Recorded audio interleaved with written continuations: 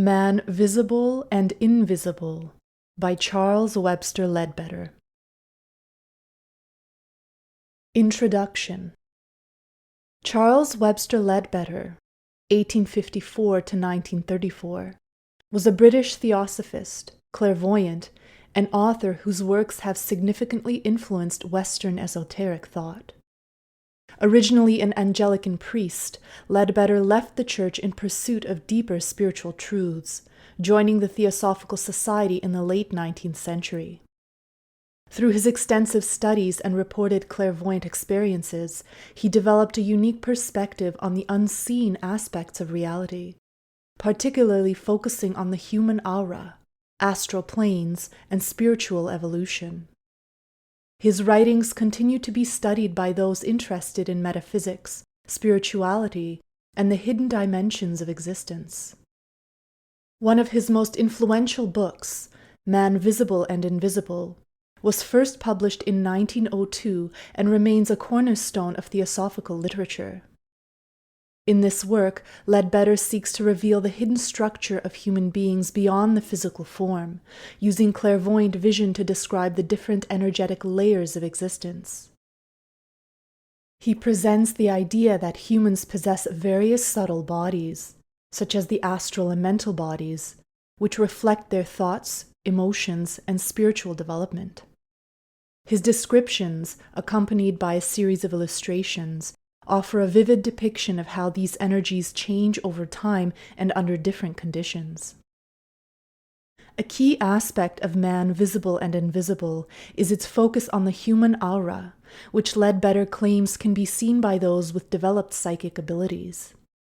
According to his observations, the aura is not only an energy field surrounding the body, but also a reflection of a person's inner state, morality, and spiritual progress. He categorizes different aura colors and shapes, explaining how they correspond to various emotions, virtues, and vices. By analyzing these subtle energies, Leadbeater provides insights into how individuals can refine their character and elevate their spiritual consciousness. The book also explores the evolution of human consciousness, suggesting that as individuals progress spiritually, their auras become more refined and luminous. Leadbeater illustrates how a person at different stages of moral and spiritual development appears in the astral and mental planes. From primitive, undeveloped individuals to highly evolved spiritual beings, Man Visible and Invisible provides a roadmap for self-improvement and higher awareness. His teachings align with broader theosophical principles, which emphasize the idea of reincarnation and the soul's continuous journey towards enlightenment. Even more than a century after its publication, Man Visible and Invisible remains an important work for those fascinated by the intersection of spirituality and metaphysics. It offers a unique blend of esoteric knowledge and clairvoyant investigation, challenging readers to consider the deeper aspects of human existence. Whether approached as a historical curiosity or as a guide to self-discovery, Leadbeater's work continues to inspire and intrigue those seeking a greater understanding of the unseen dimensions of life.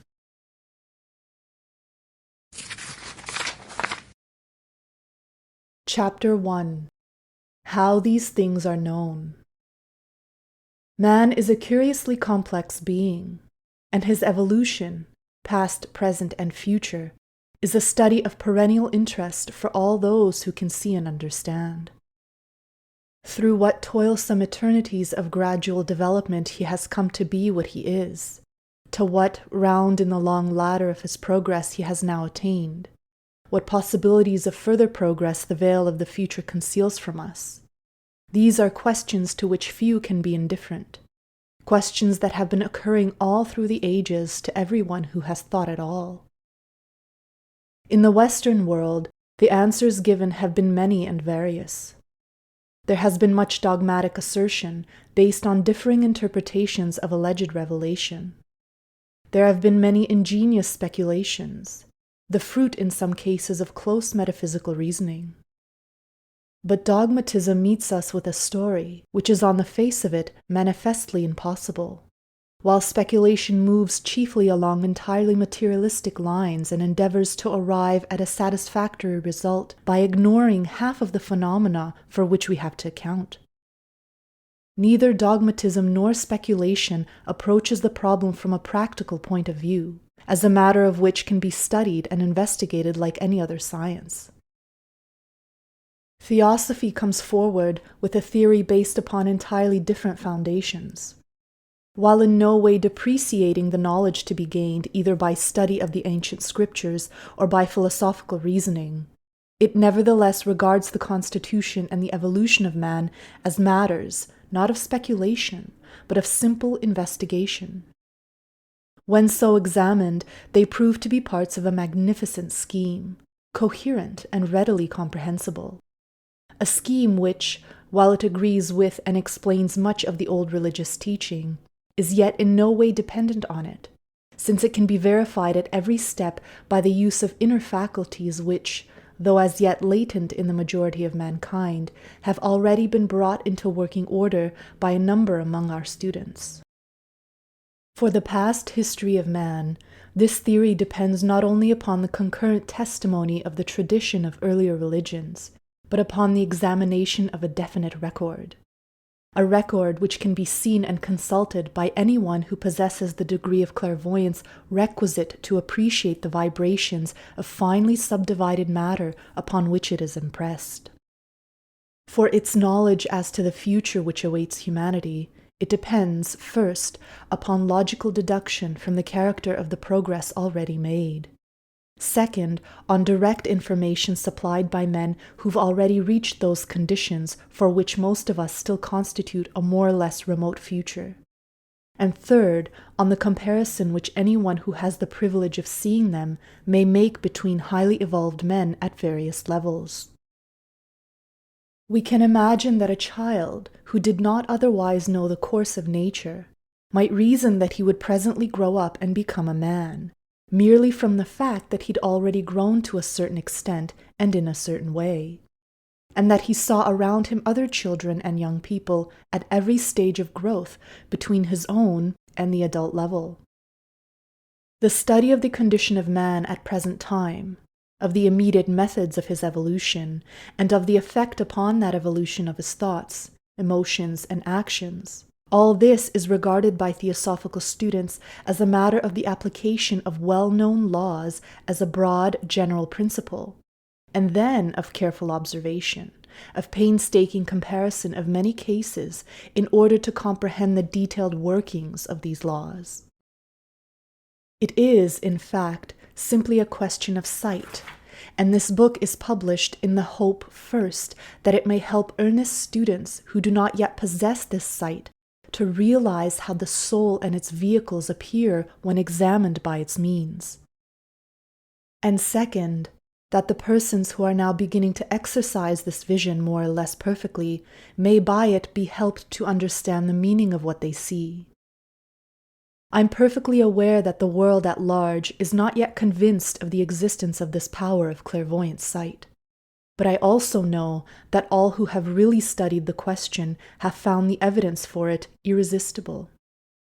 If any intelligent person will read the authenticated stories quoted in my book Clairvoyance, and will then turn from them to the books from which they were selected, he will see at once that there is an overwhelming mass of evidence in favor of the existence of this faculty.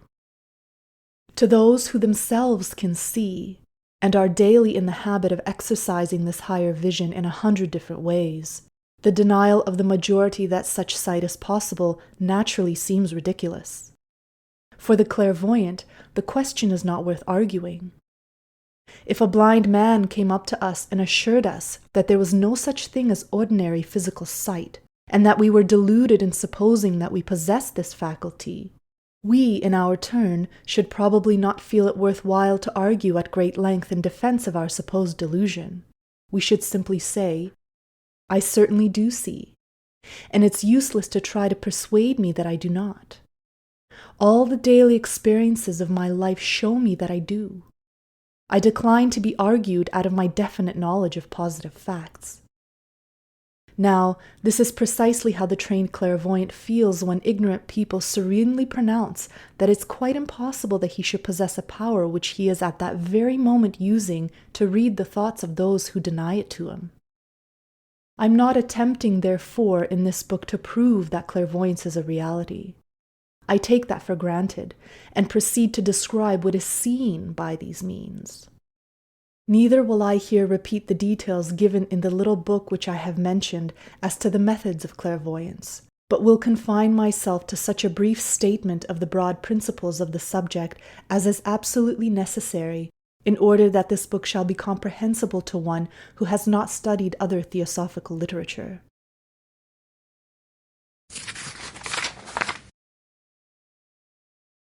Chapter 2. The Planes of Nature.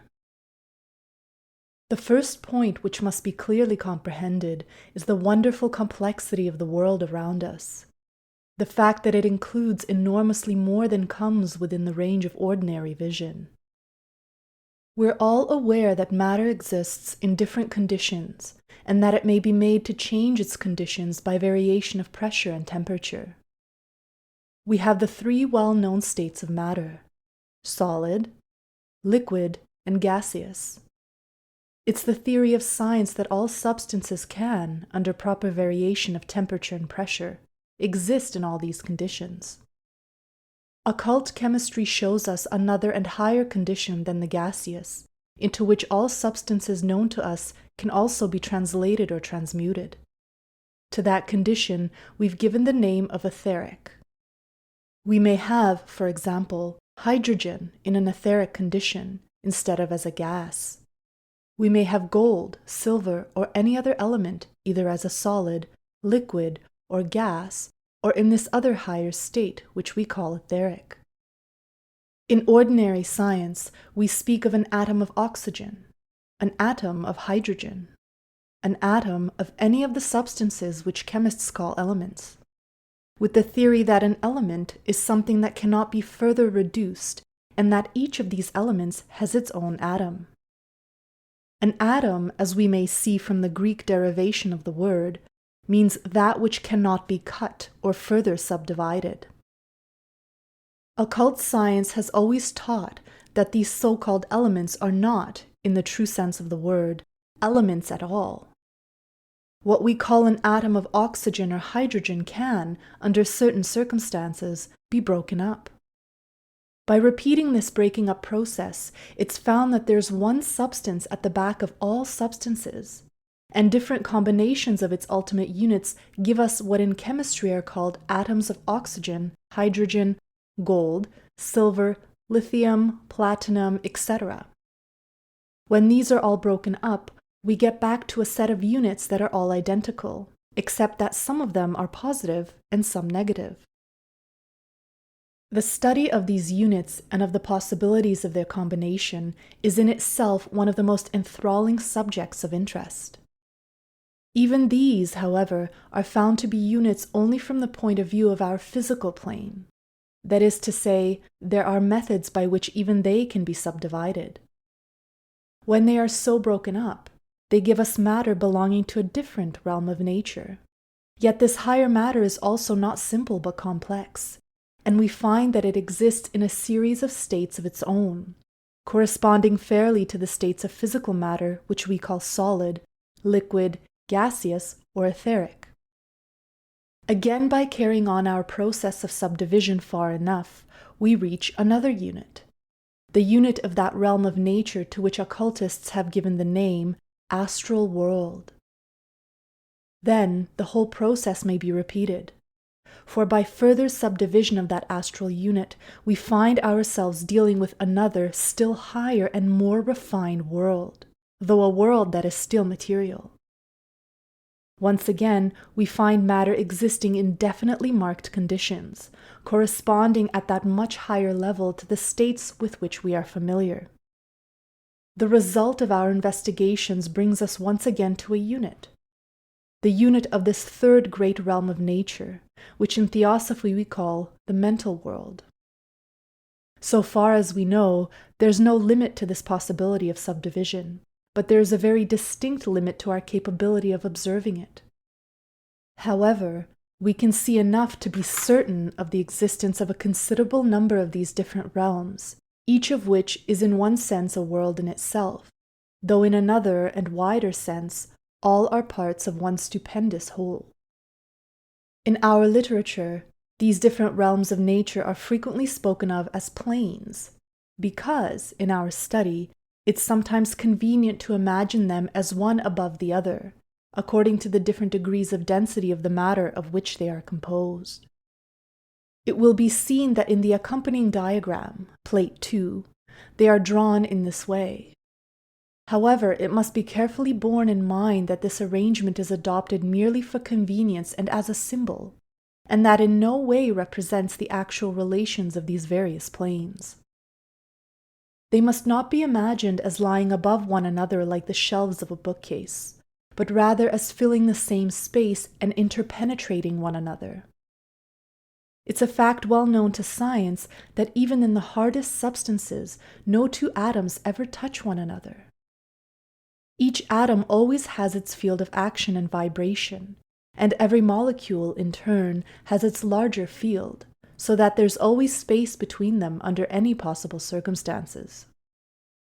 Every physical atom is floating in an astral sea, a sea of astral matter that surrounds it and fills every interstice in this physical matter. The mental matter, in its turn, interpenetrates the astral in precisely the same manner. Therefore, all these different realms of nature are not separated in space, but exist around and about us here and now. To see them and investigate them is not necessarily for us to make any movement in space, but rather to open within ourselves the senses by means of which they can be perceived.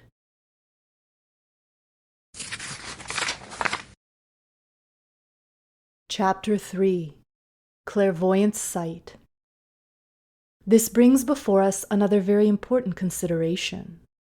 All these varieties of finer matter exist not only in the world without, but also within man. He possesses not only the physical body that we see, but also bodies appropriate to these various planes of nature, each consisting of the corresponding type of matter. Within man's physical body, there is etheric matter as well as the solid matter visible to us. Parentheses, see plates 24 and 25. And this etheric matter is readily visible to the clairvoyant.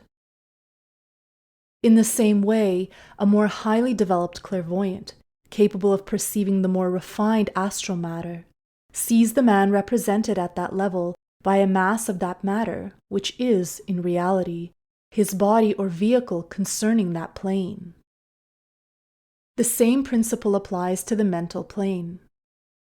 The soul of man does not have a single body, but many.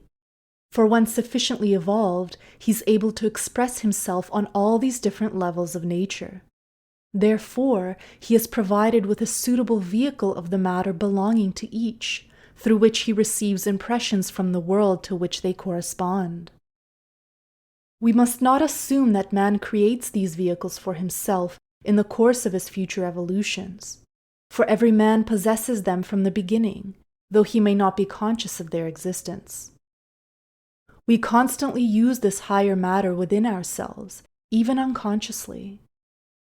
Every time we think, we set in motion the mental matter within us, and a thought becomes visible to a clairvoyant as a vibration in that matter, first within the man and then affecting the matter of the same density in the surrounding world.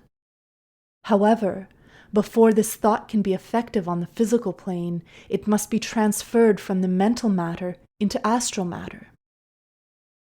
Once it excites similar vibrations in the astral matter, this in turn affects etheric matter, creating sympathetic vibrations, which then influence the denser physical matter, such as the gray matter of the brain.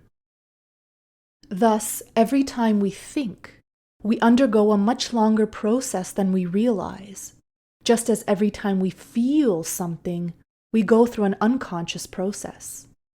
For example, when we touch a hot surface, we instinctively withdraw our hand, believing it to be instantaneous. However, Science tells us that this process is not immediate. Rather, the sensation of heat is communicated to the brain via the nerves, which then send back an instruction to withdraw the hand. Though this response seems immediate, it has a measurable duration, known to physiologists. Similarly, thought appears to be instantaneous, but it's not. Every thought must go through stages described above. Every impression we receive in the brain through the senses must pass through these various grades of matter before reaching the real man, the ego, the soul within. This process functions as a kind of telegraphy between the physical plane and the soul, and it's essential to understand that this telegraph line has intermediate stations.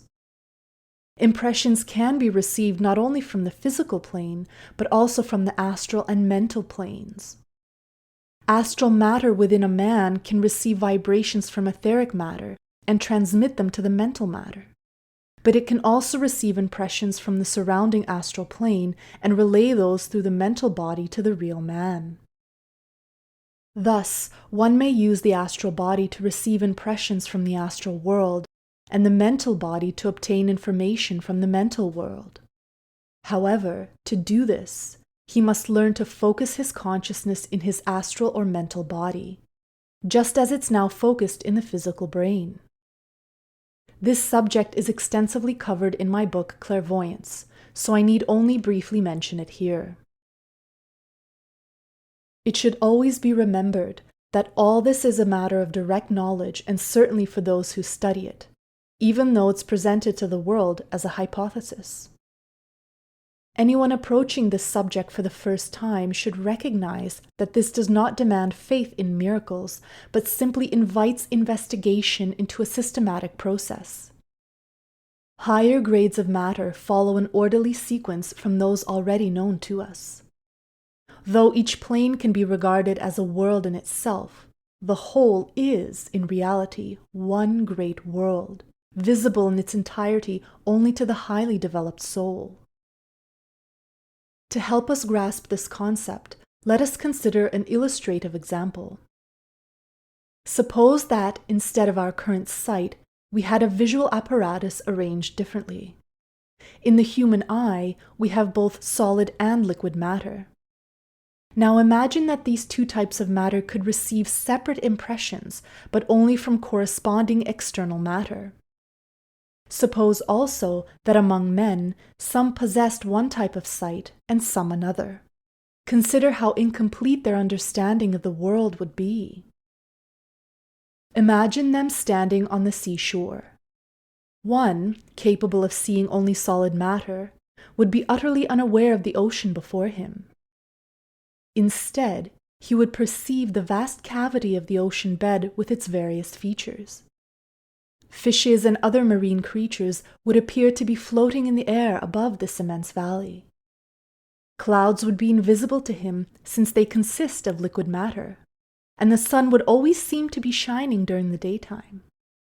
He would be unable to comprehend why the sun's heat diminishes on a cloudy day, and if offered a glass of water, he would perceive it as empty. Contrast this with the vision of a man who perceives only matter in its liquid state. He would be fully aware of the ocean, yet for him, the shore and cliffs would not exist.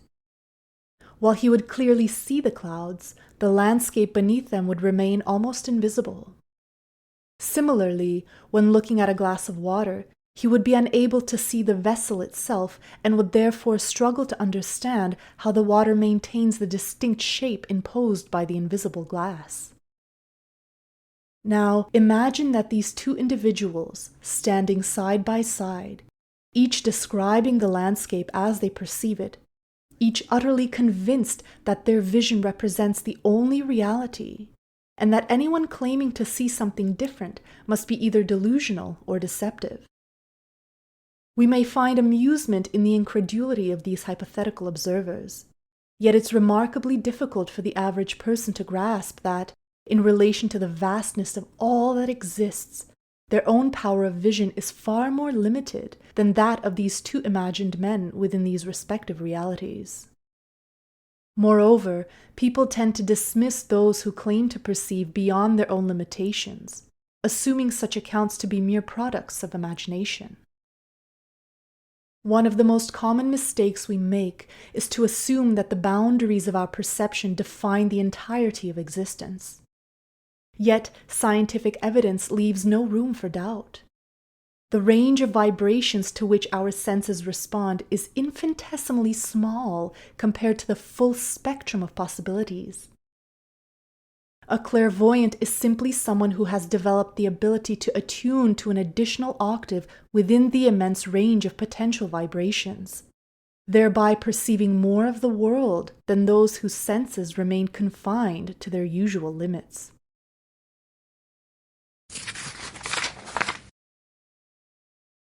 Chapter 4.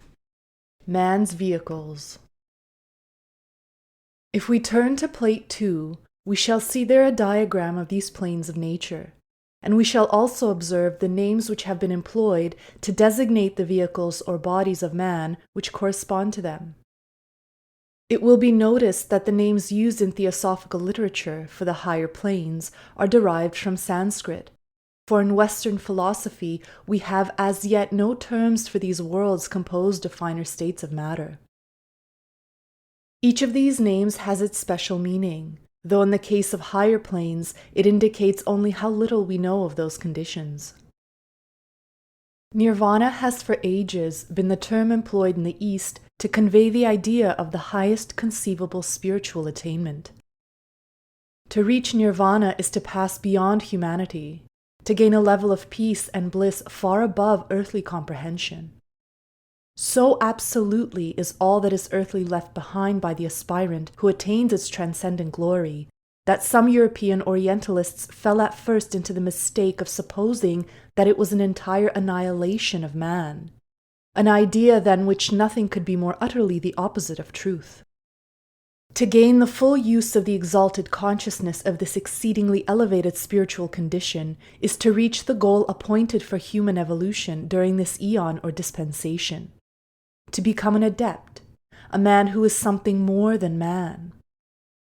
For the vast majority of humanity, such progress will be attained only after cycles of evolution. But the few determined souls who refuse to be daunted by difficulties, who, as it were, take the kingdom of heaven by violence, may find this glorious prize within their reach at a much earlier period. Of the states of consciousness above this, we naturally know nothing, except that they exist. Para signifies beyond, and Maha means great, so as all the information conveyed by the names of these conditions is that the first is the plane beyond nirvana, and the second is the greater plane beyond nirvana, showing that those who bestowed these appellations thousands of years ago either possessed no more direct information than we have, or else, possessing it, despaired of finding any words in which it could be expressed. The name of Buddhi has been given to that principle or component part of man which manifests itself through the matter of the fourth plane, while the mental plane is the sphere of action of what we call the mind in man. It will be observed that this plane is divided into two parts, which are distinguished by a difference in color and the names of Rupa and Arupa, meaning respectively having form and formless. These are names given in order to indicate a certain quality of matter of the plane. In the lower part of it, matter is very readily molded by the action of human thought into definite forms, while on the higher division, this does not occur. Instead, the more abstract thought of that level expresses itself to the eye of the clairvoyant in flashes or streams. A fuller account of this will be found in the book Thought Forms, where many of the interesting figures created by the action of thoughts and emotions are portrayed. The name astral is not of our choosing. We've inherited it from the medieval alchemists. It signifies starry, and is supposed to have been applied to the matter of the plane next above the physical, because of the luminous appearance associated with the more rapid rate of its vibration. The astral plane is the world of passion, emotion, and sensation. It's through man's vehicle on this plane that all his feelings exhibit themselves to the clairvoyant investigator. The astral body of man is, therefore, continually changing in appearance as his emotions change, as we shall presently show in detail. In our literature, certain tints have usually been employed to represent each of the lower planes, following a table of colors given by Madame Blavatsky in her monumental work, The Secret Doctrine. However, it should be clearly understood that these are used simply as distinctive marks. They're merely symbolical and are not intended to imply a preponderance of a particular hue in the plane to which it's applied.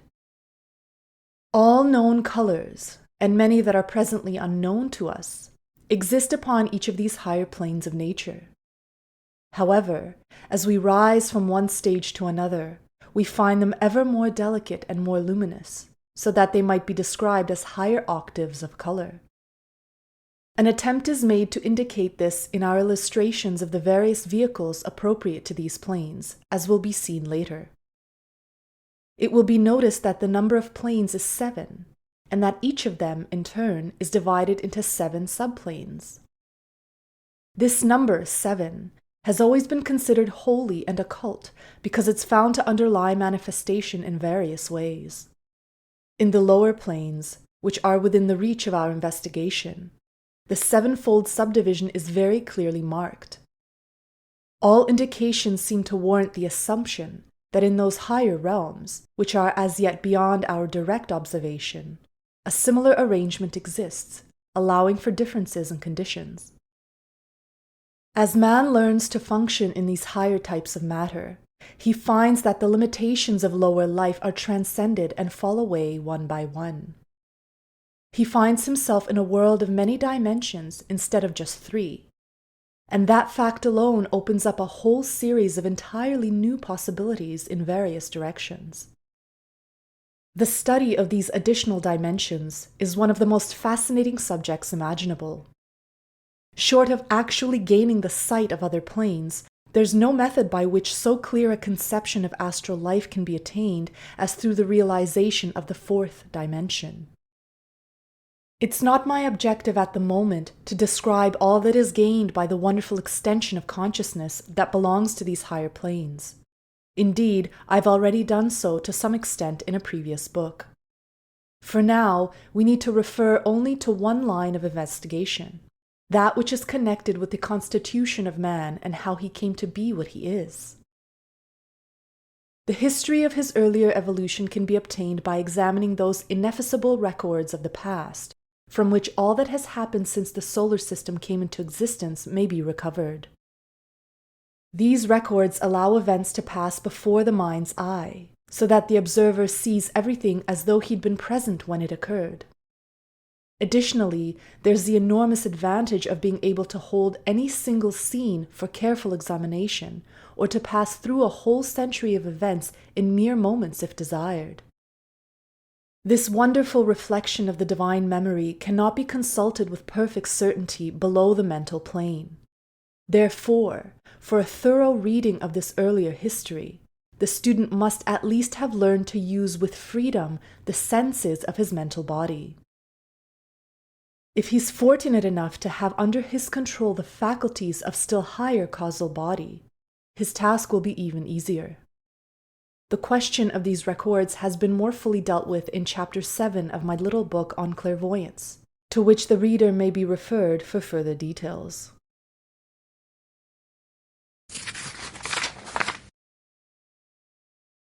Chapter 5. The Trinity. We must now endeavor to understand how man comes into existence amidst this wonderful system of planes of nature, and in order to do that, we shall find ourselves compelled to take an excursion into the domain of theology. When we search these records in order to discover the origin of man, what do we see? We find that man is the resultant of an elaborate and beautiful evolutionary scheme, and that in him 3 realms of divine life may be said to converge. One of the sacred scriptures of the world speaks of God as having made man in his own image, a statement which, when it's properly understood, is seen to embody a great occult truth. Religions agree in describing the deity as threefold in his manifestation, and it will be found that the soul of man is also threefold. It will, of course, be understood that we are speaking now not of the absolute, supreme, and infinite, for of him naturally we can know nothing except that he is, but of that glorious manifestation of him who is the great guiding force or deity of our own solar system, who is called in our philosophy the Logos of the system. Of him is true all that we have ever heard predicated of the deity, all that is good, love, wisdom, power, patience and compassion, omniscience, omnipresence, omnipotence. All of this, and much more, is true of the solar Logos, in whom, in very truth, we live and move and have our being. Unmistakable evidence of his action and his purpose surrounds us on every side as we study the life of higher planes. As he shows himself to us in his work, the solar Logos is undoubtedly triple, three and yet one, as religion has long ago told us. It's obviously impossible to picture this divine manifestation in any way, for it's necessarily entirely beyond our power either of representation or comprehension. Yet a small part of its action may be perhaps to some extent brought within our grasp by the employment of certain simple symbols, such as those adopted in Plate 2. It will be seen that on the seventh or highest plane of our system, the triple manifestation of our Logos is imagined by three circles representing his three aspects. Each of these aspects appears to have its own quality and power. In the first aspect, he does not manifest himself on any plane below the highest, but in the second, he descends to the sixth plane and draws himself round a garment of its matter, thus making a quite separate and lower expression of him. In the third aspect, he descends to the upper portion of the fifth plane and draws round himself matter of that level, thus making a third manifestation. It will be observed that these three manifestations on their respective planes are entirely distinct from one another, and yet we have only to follow up the dotted lines to see that these separate persons are nevertheless in truth but aspects of the one. Quite separate when regarded as persons, each on his own plane. Quite unconnected diagonally, as it were, yet each having his perpendicular connection with himself at the level where these three are one. Thus we see a very real meaning in the insistence of the Church that we worship one God in Trinity, and Trinity in unity, neither confounding the persons nor dividing the substance. That is to say, never confusing in our minds the works and functions of these three separate manifestations, each on his own plane, yet never for a moment forgetting the eternal unity of the substance, that which lies behind all alike on the highest plane. It's instructive to notice here exactly the true meaning of this word person. It's compounded of the two Latin words per and sona, and therefore signifies that through which the sound comes, the mask worn by the Roman actor to indicate the part which he happened at the moment to be playing. Thus we very appropriately speak of the group of temporary lower vehicles which a soul assumes when he descends into incarnation as his personality. Thus also these separate manifestations of the one on different planes are rightly thought of as persons. Thus we see how it can be said, there is one person of the Father, another of the Son, and another of the Holy Ghost. But the Godhead of the Father, Son, and Holy Ghost is all one, the glory equal, the majesty co-eternal.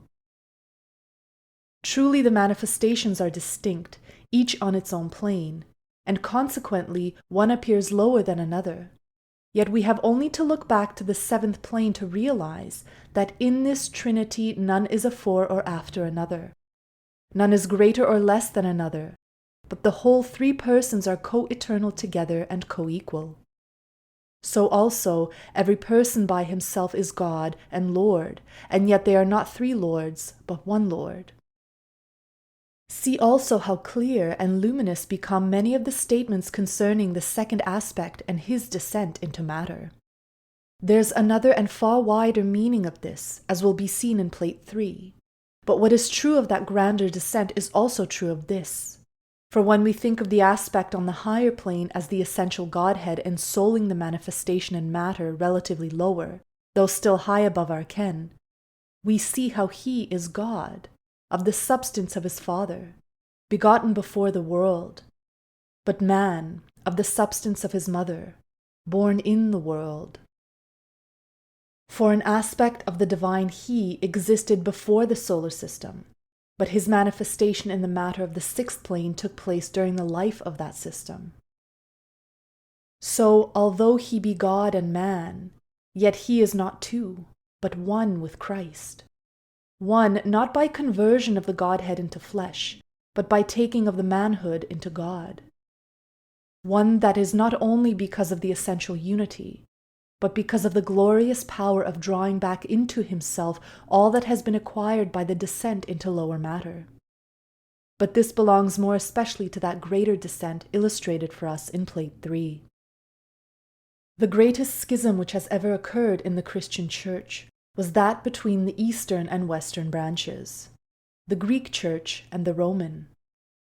The doctrinal reason alleged for it was the supposed corruption of the truth by the introduction into the creed of the word filioque at the Council of Toledo in the year 589.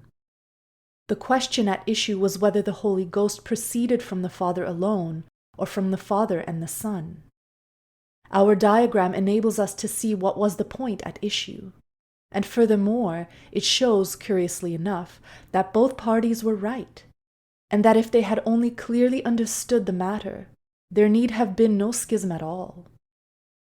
The Latin Church held, quite reasonably, that there could be no manifestation on the fifth plane of a force which admittedly came from the seventh, without a passage through the intermediate sixth, so they declared that he proceeded from the Father and the Son. The Greek Church, on the other hand, insisted absolutely on the distinctness of the three manifestations, and quite rightly protested against any theory of a procession from the first manifestation through the second, such as would be typified in our diagram if we drew a diagonal line through the first, second, and third. The dotted line on the right of Plate 2, showing how the third aspect descends through the planes and finally manifests on the fifth, is of course the key to the true line of procession and the absolute harmony of the two conflicting ideas. The wonderful way in which man is made in the image of God may be seen by comparing the triad of the human soul with the Trinity in manifestation above it. So astonishingly material have been the orthodox conceptions that this text has literally been interpreted as referring to the physical body of man, and made to mean that God created man's body in a shape which he foresaw as that which Christ would choose to assume when he came on earth.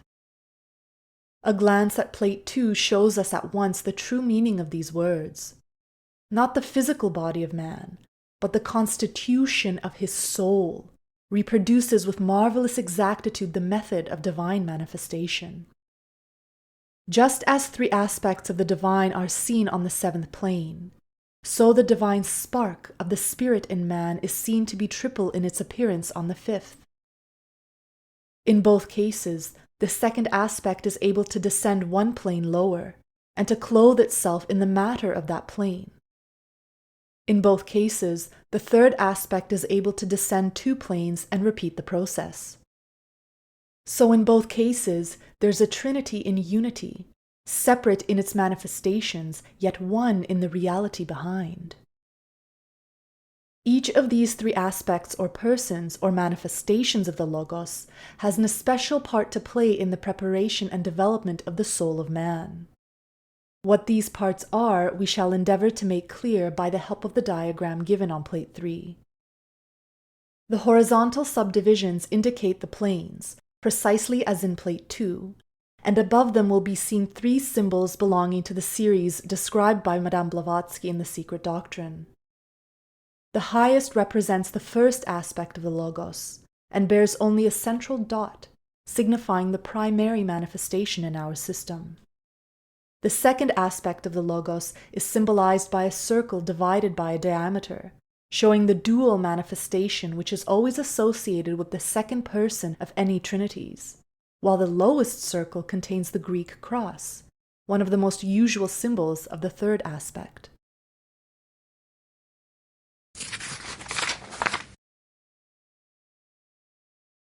Chapter 6. Earlier Outpourings. It's from this third aspect that the first movement towards the formation of the system comes. Previous to this movement, we have in existence nothing but the atomic state of matter in each of the planes of nature, none of the aggregations or combinations which make up the lower subplanes of each having yet been formed.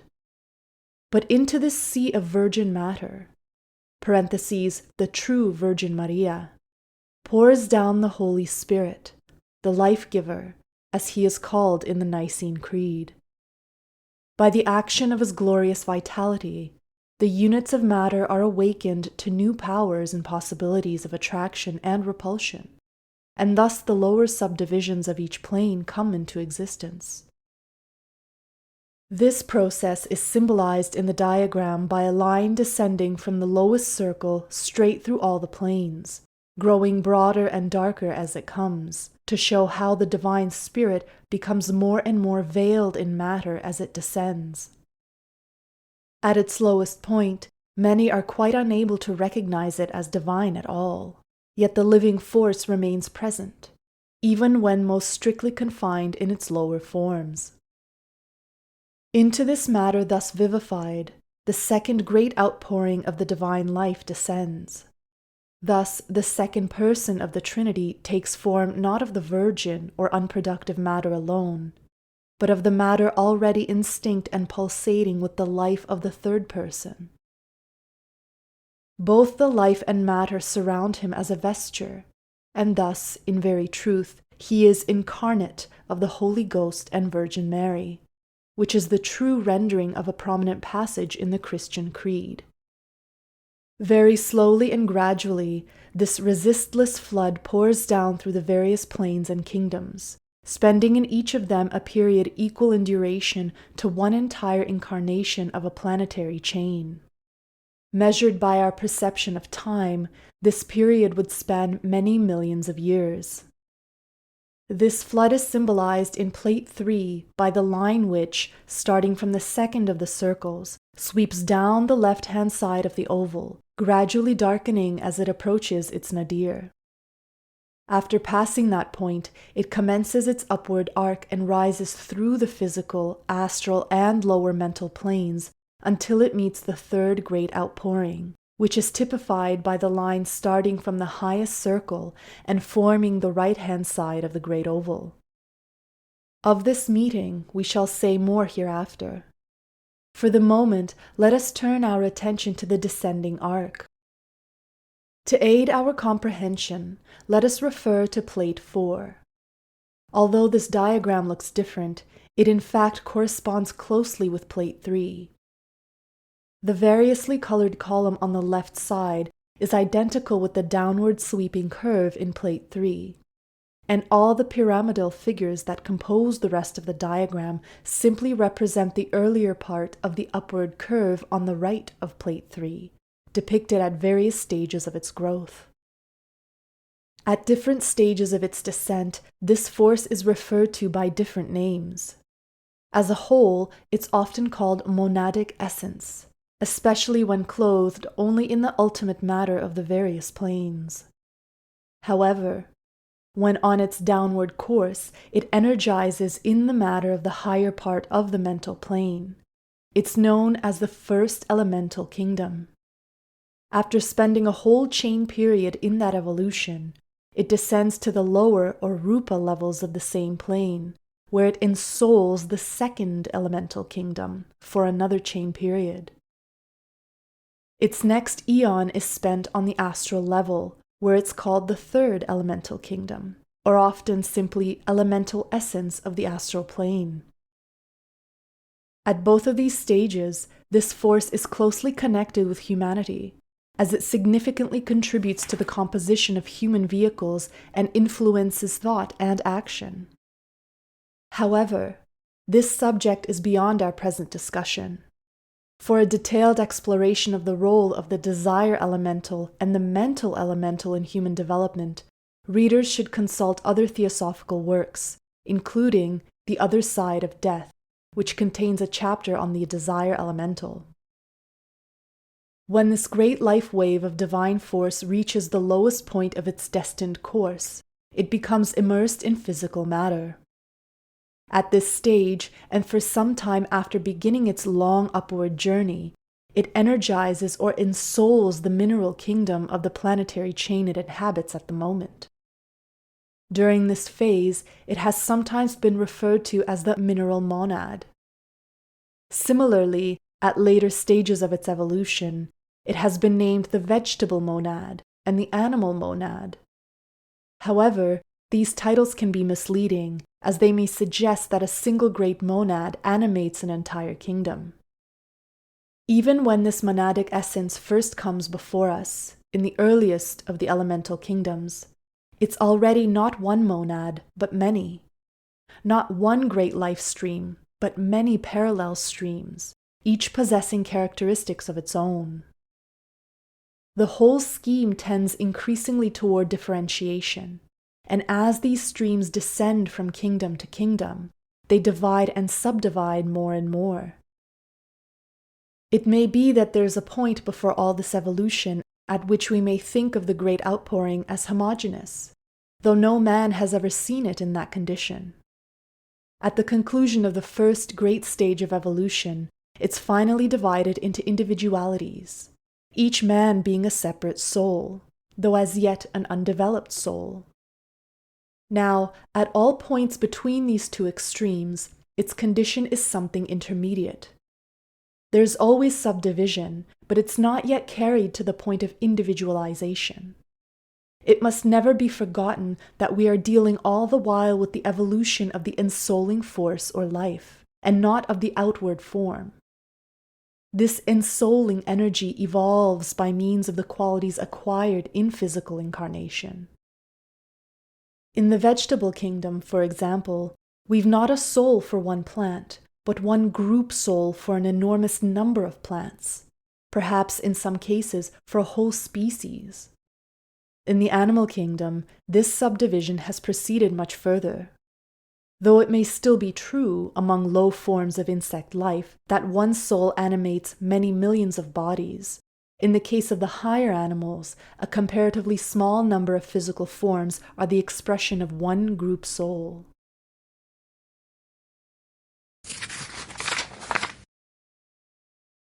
Chapter 7. The Animal Group Soul. This idea of a group soul seems to many students novel and difficult. Perhaps an Oriental simile may help us to understand it more readily. They tell us that the group soul is like the water in a bucket, while if we suppose a tumbler full of water withdrawn from that bucket, we shall have a representation of the soul of the single animal. The water in the glass is for the time quite separate from that in the bucket, and it takes the form of the glass which contains it. Suppose that we put into that glass a certain amount of coloring matter, so that the water in it acquires a distinctive hue of its own. That coloring matter will represent the qualities developed in the temporarily separated soul by the various experiences through which it passes. The death of the animal will be typified by pouring back the water from the glass into the bucket, when the coloring matter will at once spread through the whole of the water, tinting it faintly. In exactly the same way, whatever qualities have been developed during the life of the separated animal will be distributed through the whole group soul after its death. It would be impossible to take again out of the bucket the same glass of water, but every glassful taken out afterwards will necessarily be colored by the matter brought in from that first glass. If it were possible to take out of the bucket exactly the same molecules of water to reproduce the first glassful exactly, that would be a veritable reincarnation. But since that's not possible, we have instead the reabsorption of the temporary soul into the group soul, a process in which, nevertheless, everything that has been gained by the temporary separation is carefully preserved. Not one glass at a time only, but many glasses simultaneously are filled from each bucket, and each one of them brings back to the group soul its own quota of evolved quality. Thus, in time, many different qualities are developed within each group soul, and of course manifest themselves as inherent in every animal which is an expression of it. Hence come the definite instincts with which certain creatures are born. The duckling, the moment it's set free from the egg, seeks the water and can swim fearlessly, even though it may have been hatched by a hen which dreads water and is terribly worried to find her charges rushing to what she supposes to be destruction. But that fragment of a group soul which is functioning through the duckling knows perfectly well from previous experience that the water is its natural element, and the tiny body fearlessly carries out its behests. All the while, within each group soul, the tendency to further and further subdivision is steadily working. It manifests itself in a phenomenon which, though upon a higher plane, has a curious resemblance to the way in which a cell divides. In the group soul, which may be thought of as vividly animating a great mass of matter on the mental plane, a kind of scarcely perceptible film appears, and we might suppose a sort of barrier gradually to form itself across the bucket. The water at first filters through this barrier to some extent, but nevertheless, the glasses of water taken out from one side of that barrier are always returned to the same side, so that by degrees the water on one side becomes differentiated from the water on the other. Then the barrier gradually densifies and becomes impenetrable, so that we have eventually 2 buckets instead of 1. This process is constantly repeated until, by the time that we reach the really higher animals, a comparatively small number of bodies is attached to each group soul. It's found that the individualization which lifts an entity definitely from the animal kingdom into the human can take place only from certain types of animals. Only among domesticated creatures, and by no means among all classes of even those, does this individualization occur. It must, of course, be remembered that we are very little more than half through the evolution of this chain of worlds, and it's only at the end of this evolution that the animal kingdom is expected to attain humanity. Naturally, therefore, any animal which is now attaining or even approaching individualization must be very remarkably in advance of the others, and the number of such cases is consequently very small.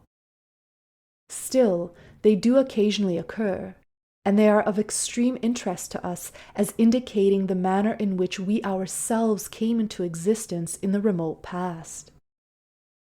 The lunar animal kingdom, from which we were individualized, existed at a somewhat lower level than the animal kingdom of present day. However, the principle adopted appears to have been almost exactly the same.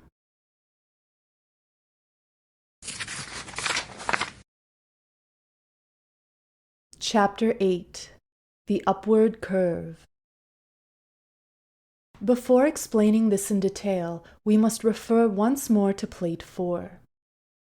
It will be remembered that the variously colored bands which occupy the principal part of this diagram are intended to signify various stages in the upward progress of the monadic essence. In its downward course, which is indicated by the column to the left of the diagram, it simply aggregates round itself the different kinds of matter on the various planes, evolving that matter by accustoming and adapting it to convey vibrations and impressions, and at the same time acquiring for itself the power to receive and respond readily to these impressions at their respective levels. But when it has reached the lowest point of its immersion in matter, and turns to begin the grand upward sweep of evolution towards divinity, its work then is somewhat different. Its object is then to develop its consciousness fully at these various levels, learning to control the bodies which it constructs from them, and to use them definitely as vehicles, so that they shall not only serve as bridges to carry impressions from without to the soul, but also shall enable that soul to express itself on their several planes through their instrumentality. In this effort, it naturally begins with the lowest matter, since its vibrations, though they are the largest and coarsest, are also the least powerful or penetrating, and therefore the easiest to control. Thus it happens that man, although possessing in a more or less latent condition so many higher principles, is yet at first for a long time fully conscious only in his physical body, and afterwards very gradually develops the consciousness in his astral vehicle, while in his mental body it comes at a still later stage. Turning to Plate 4, we see that we have a separate band or ribbon to represent each of the kingdoms. It will be noticed that in the band corresponding to the mineral kingdom, we have the full width developed only in the denser part of the physical plane, and that in the part of the band which corresponds to the etheric physical matter, the band grows steadily narrower and narrower as we approach the higher planes. This, of course, indicates that in the mineral kingdom, the control of the soul over the higher part of the etheric matter is not yet perfectly developed. It will be noticed also that there's a small point of red showing that a certain amount of consciousness is already working through astral matter. That is to say, that a certain amount of desire is already manifesting itself. It may seem strange to many people to speak of desire in connection with the mineral kingdom, but every chemist knows that in chemical affinity we have already a very distinct manifestation of preference on the part of various elements. And what is that but a commencement of desire?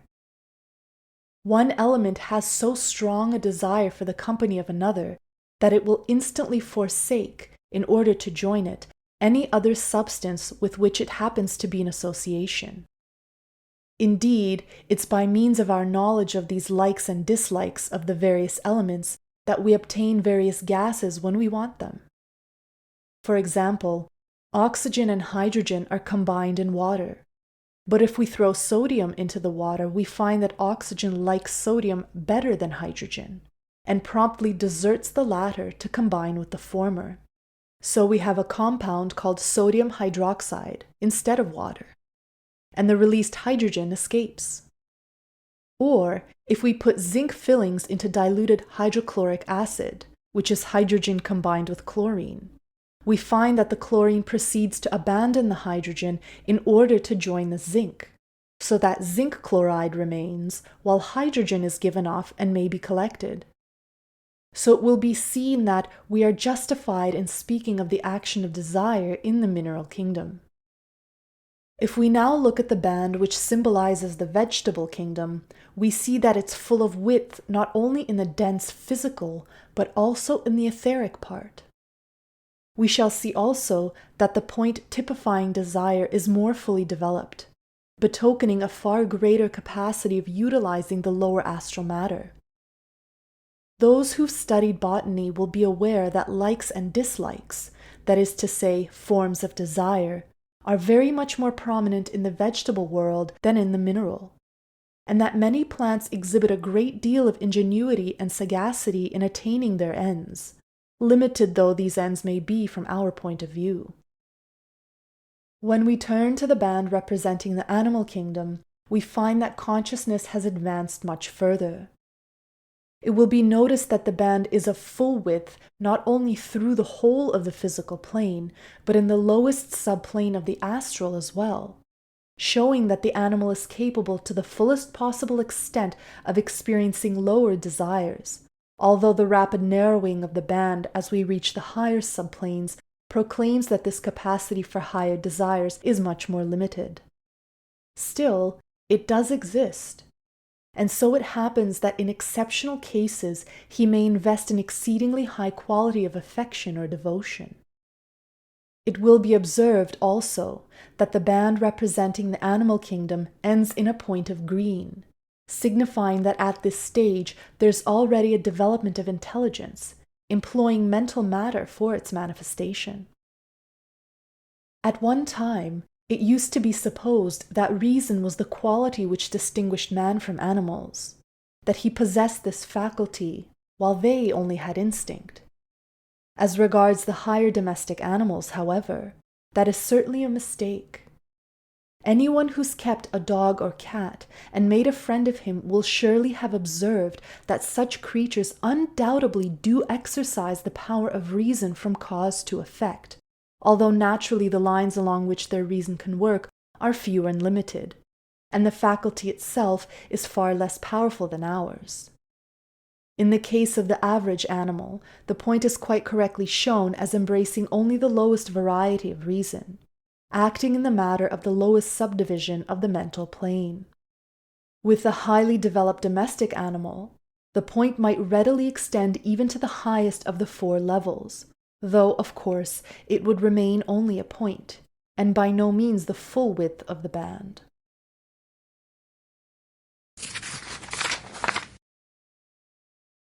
Chapter 9. Human Consciousness. When we turn to the consideration of the band of color which represents humanity, we at once note several quite new features. In this case, the band retains its full width not only through the whole of the physical plane, but also through the whole of the astral, showing that man is capable of all varieties of desire to the fullest possible extent, the highest as well as the lowest. It also exhibits the full width in the lowest level of the mental plane, indicating that, as far as the level is concerned, man's reasoning faculty is fully developed.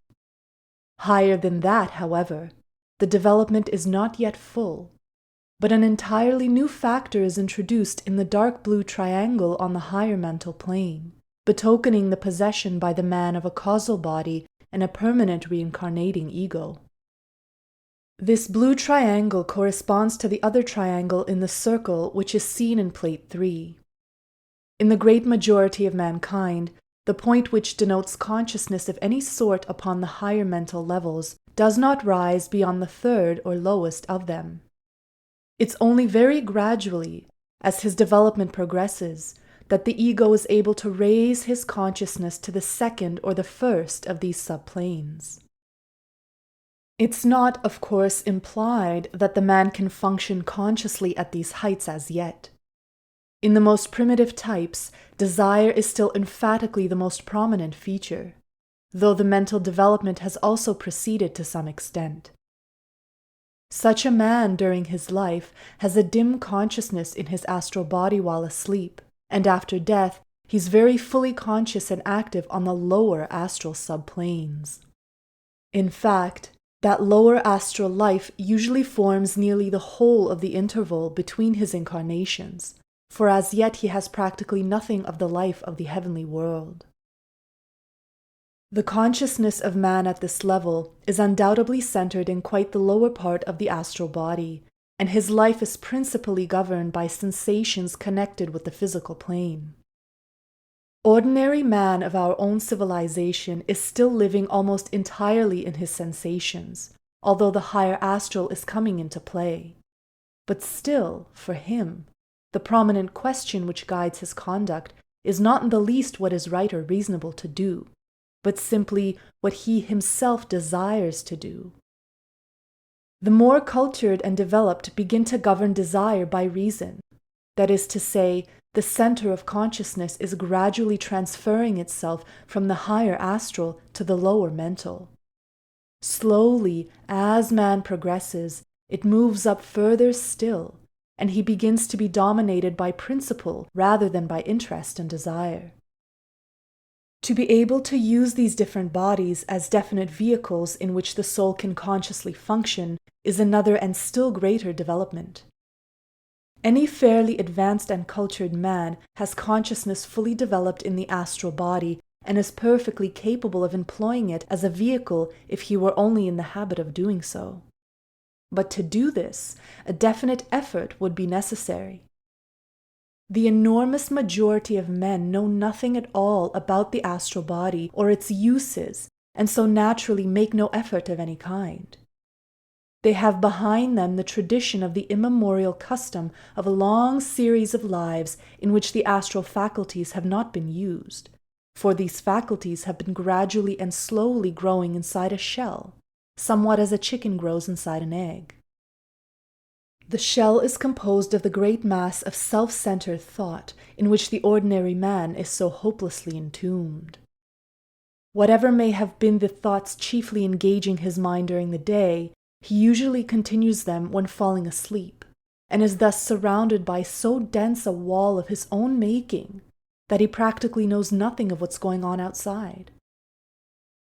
Occasionally, but very rarely, some violent impact from without or some strong desire of his own from within may tear aside this curtain of mist for the moment and permit him to receive some definite impression. But even then, the fog closes in again almost immediately, and he dreams on unobservantly as before. It's obvious that this shell may be broken in various ways. First, in the far distant future, the slow but sure evolution of man will undoubtedly gradually dissipate the curtain of mist, so that he will become conscious by degrees of the mighty world of intensely active life which surrounds him. Second, man himself, having learned the facts of the case, may by steady and persistent effort from within clear away the mist and gradually overcome the inertia resulting from ages of inactivity. This is, of course, merely the hastening of natural processes and will be in no way harmful if the man's development is proceeding with equal rapidity along other lines. But if he should gain this awakening without having attained at the same time the strength, knowledge, and moral development which would naturally have preceded it, he would be liable to the double danger of misusing such powers and of being overwhelmed by fear in the presence of forces which he could neither understand nor control.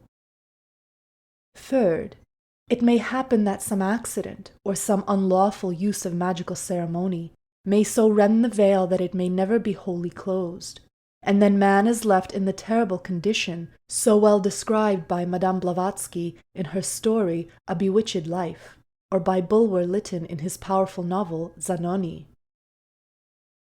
Fourth, some friend who knows the man thoroughly and believes him capable of facing the dangers of the astral plane and doing good unselfish work, there may act upon this cloud shell from without and rouse the man to definite action. Naturally, the man who does this undertakes a very serious responsibility towards the man whom he thus arouses.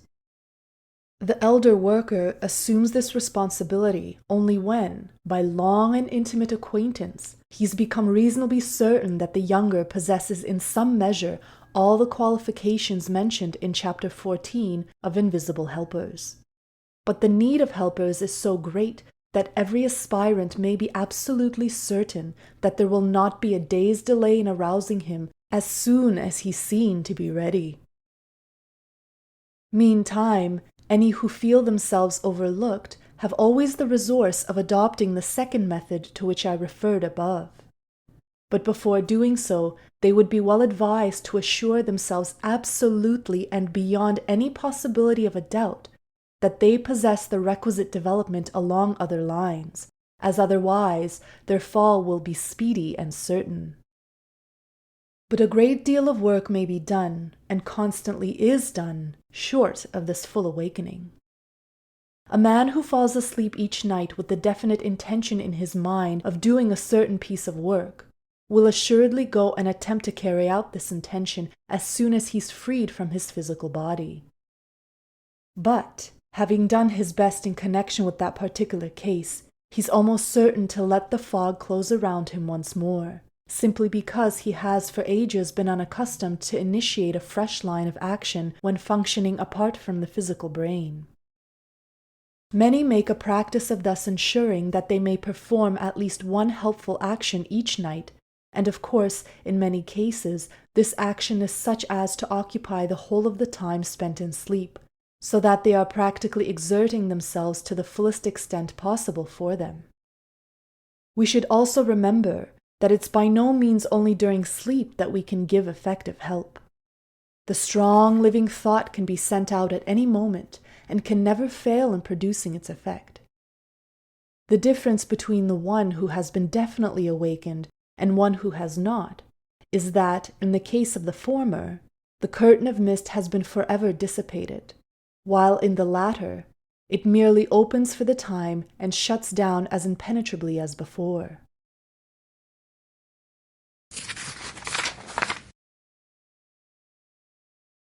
Chapter 10. The Third Outpouring. In order to understand the formation of the soul in man, there's another great factor which must be taken into account. This is the third outpouring of divine life, which comes from the first aspect of the Logos. It makes within each man that distinctive spirit of man which goeth upward, in contradistinction to the spirit of the beast which goeth downward. This, being interpreted, means that while the soul of the animal pours back after the death of the body into the group soul, or block to which it belongs, the divine spirit in man cannot so fall back again. Instead, it rises ever onward and upward towards the divinity from which it came. This third wave of life is represented by the band on the right in Plate 3. It will be noticed that, in this case, the outpouring does not become darker or more materialized as it proceeds. It appears to be unable of itself to descend lower than the Buddhic plane. There it hovers like a mighty cloud, waiting for an opportunity of effecting a junction with the second outpouring, which is slowly rising to meet it. Although this cloud seems to exercise a constant attraction upon the essence below it, the development which makes union a possibility must be made from below. The illustration usually given in the East to help the neophyte comprehend this process is that of the formation of the waterspout. There also we have a great cloud hovering above the sea, on the surface of which waves are constantly forming and moving. Presently, a great finger is extended from the cloud, an inverted cone of violently whirling vapor. Underneath this is a vortex that is rapidly formed in the ocean. But instead of being a depression in its surface, as is the ordinary whirlpool, it's a whirling cone rising above that surface. Steadily, the two draw closer and closer until they come so near that the power of attraction is strong enough to overleap the intervening space. Suddenly, a great column of mingled water and vapor is formed where nothing existed before. In just the same way, group souls of the animal kingdom are constantly throwing parts of themselves into incarnation, like the temporary waves on the surface of the sea.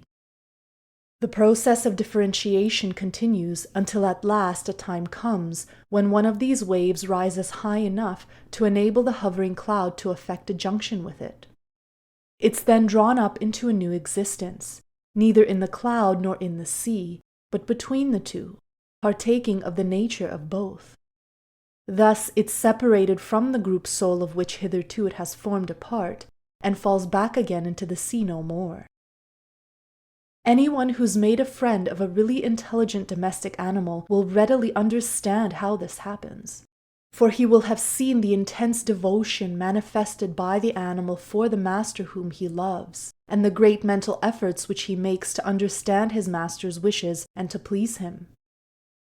Obviously, both the animal's intellect and his power of affection and devotion will be enormously developed by these efforts.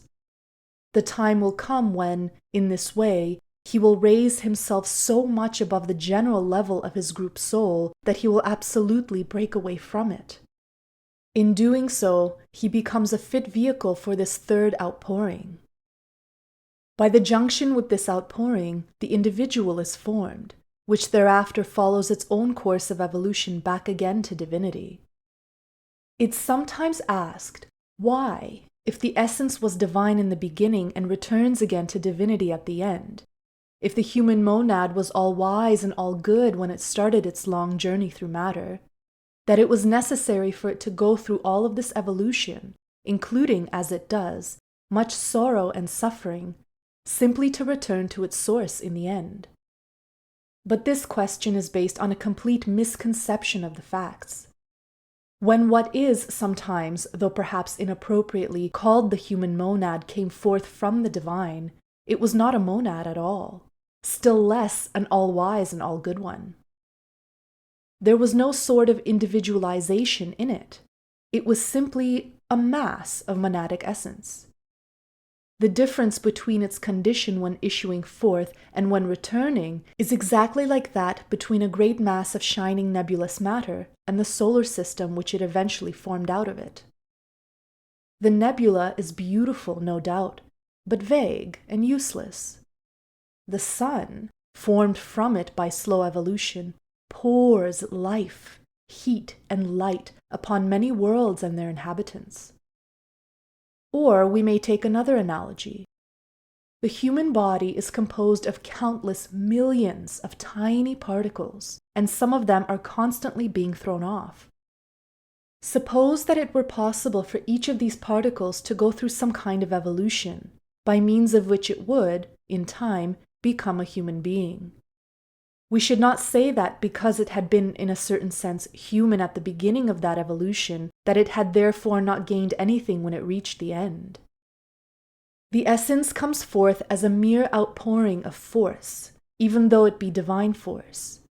It returns in the form of thousands of millions of mighty adepts, each capable of himself developing into a logos.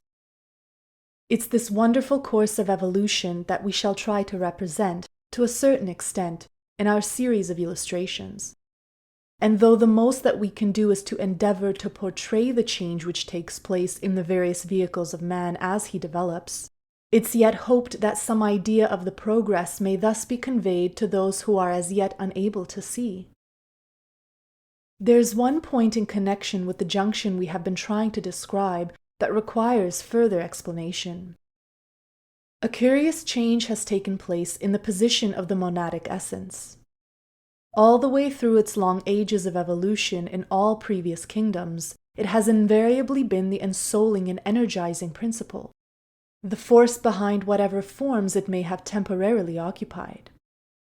But now, that which has hitherto been the ensouler becomes itself, in turn, ensouled.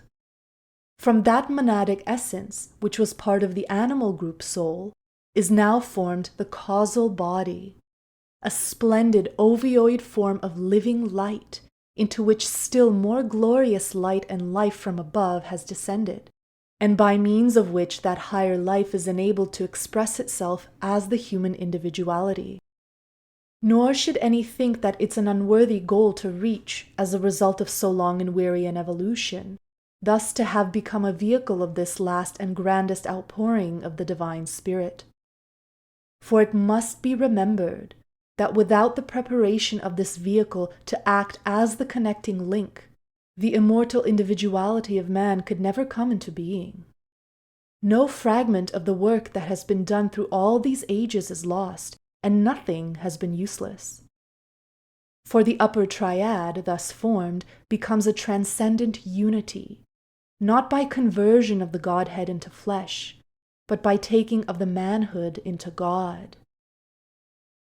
Without that long course of evolution, this final consummation could never have been reached, that man should rise to the level of divinity, and that thus the very Logos himself should be made more perfect, in that he has, of his own offspring, those upon whom that love, which is the essence of his divine nature, has for the first time been fully lavished, and by whom it can be returned. A stage of development much in advance of the ordinary man is typified for us by the band on the extreme right of the diagram in Plate 4. There we have the image of the highly spiritual man, whose consciousness has already evolved even beyond the causal body, so that he's able to function freely upon the Buddhic plane, and has also a consciousness, at least when out of the body, upon a plane still higher than that, as is hinted by the white point. it will be seen that, in his case, the center of consciousness, denoted by the widest part of the ribbon, is not at all, as before, upon the physical and astral planes, but lies between the higher mental and the Buddhic. The higher mental and higher astral are in him much more developed than their lower parts, and although he still retains his physical body, as is shown by the fact that the lower point of the band still reaches the lower physical limit, yet this is only a point, which means that he holds his physical form merely for the convenience of working in it, and not in any way because his thoughts and desires are fixed there. He has long ago transcended all karma that could bind him to incarnation, and if he now takes upon himself the vehicles of the lower planes, it's simply in order that, through them, he may be able to work for the good of humanity, and to pour out, at these levels, an influence that otherwise could not descend thereto. For vibrations of certain types of the divine force are, in themselves, too fine to be appreciated by the grosser essence of these lower planes. But if they descend to them through the channel of one of whose vehicles at these levels are perfectly pure, then they can be appreciated even down here, and so their work may be done. When this causal body is newly formed, it's transparent yet iridescent, like a gigantic soap bubble when viewed by the higher clairvoyant sight. That is to say, when examined at its own level by one who has fully developed the faculties of his own causal body, for it's only to such sight that it would be visible at all. At this stage, it also resembles the soap bubble in being almost empty in appearance, for the divine force that's really contained within it has as yet had no time to develop its latent qualities by learning to vibrate in response to impacts from without, and consequently, there's little color. What little there is comes because certain qualities have already been evolved within the group soul, of which that causal body had previously formed a part. And it's in that process of communicating these to the force within, so that there is already a certain vibration at the rates corresponding to these.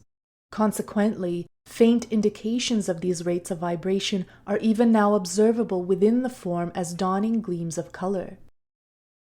Plate 5 will give us some idea of its appearance at, or soon after, this stage, and it may be taken to represent the causal body of primitive man. The gray shading at the left side of this illustration must not be taken as indicating any quality in the body. In fact, it's not really present in it at all, but is introduced by the artist simply to give the effect of rotundity to the bubble. Although man now possesses a causal body, he's very far from being sufficiently conscious to receive or respond to impressions at that level. And since the appointed method for the evolution of his latent qualities is, as has been said, by means of impacts from without, it's obviously necessary that he should descend far enough to meet such impacts as can affect him. Therefore, it's that the method of progress destined for him is that by reincarnation. That is to say, by putting forth part of himself into these lower planes for the sake of the experience to be gained there, and of the qualities which that experience develops, and then withdrawing back again into himself, bearing with him the results of his endeavor. Indeed, this putting forth a part of himself into incarnation may not be inaptly likened to an investment. He expects, if all goes well, to reclaim not only the whole of his capital, but also a considerable amount of interest, and he usually obtains this. But as with other investments, there's occasionally an opportunity of loss as well as of gain, for it's possible that some portion of that which he puts down may become so entangled with lower matter through which it has to work that it may be impossible wholly to reclaim it. The consideration of how this may happen hardly belongs to our present subject, but it will be found fully explained in the astral plane. The soul puts himself down under the impulse of what in the East is called Trishna, the thirst for manifested existence, the desire to feel himself alive. He plunges about in the sea of matter, He strengthens himself by selfishness and shows himself to astral vision under the very unlovely guise depicted in Plate 7. Very gradually, he learns that there's a higher evolution, and that the strong shell of selfishness, which was necessary for the formation of a powerful center, becomes a hindrance to the growth of that center after it has been formed, and so must be broken up and thrown aside, just as scaffolding must be removed when the building is finished, though it was necessary during its erection. Slowly, through many incarnations, his astral presentment develops from that of Plate 7 to Plate 10, and later still to that of Plate 23.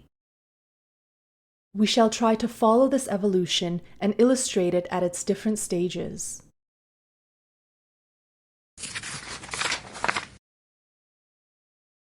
Chapter 11. How Man Evolves. He puts himself down first into matter of the lower levels of the mental plane. Immediately, and in a certain sense automatically, a vesture of this matter is drawn around him, a vesture which is an exact expression of such qualities as already exist in him, so far at least as they can be expressed at that level.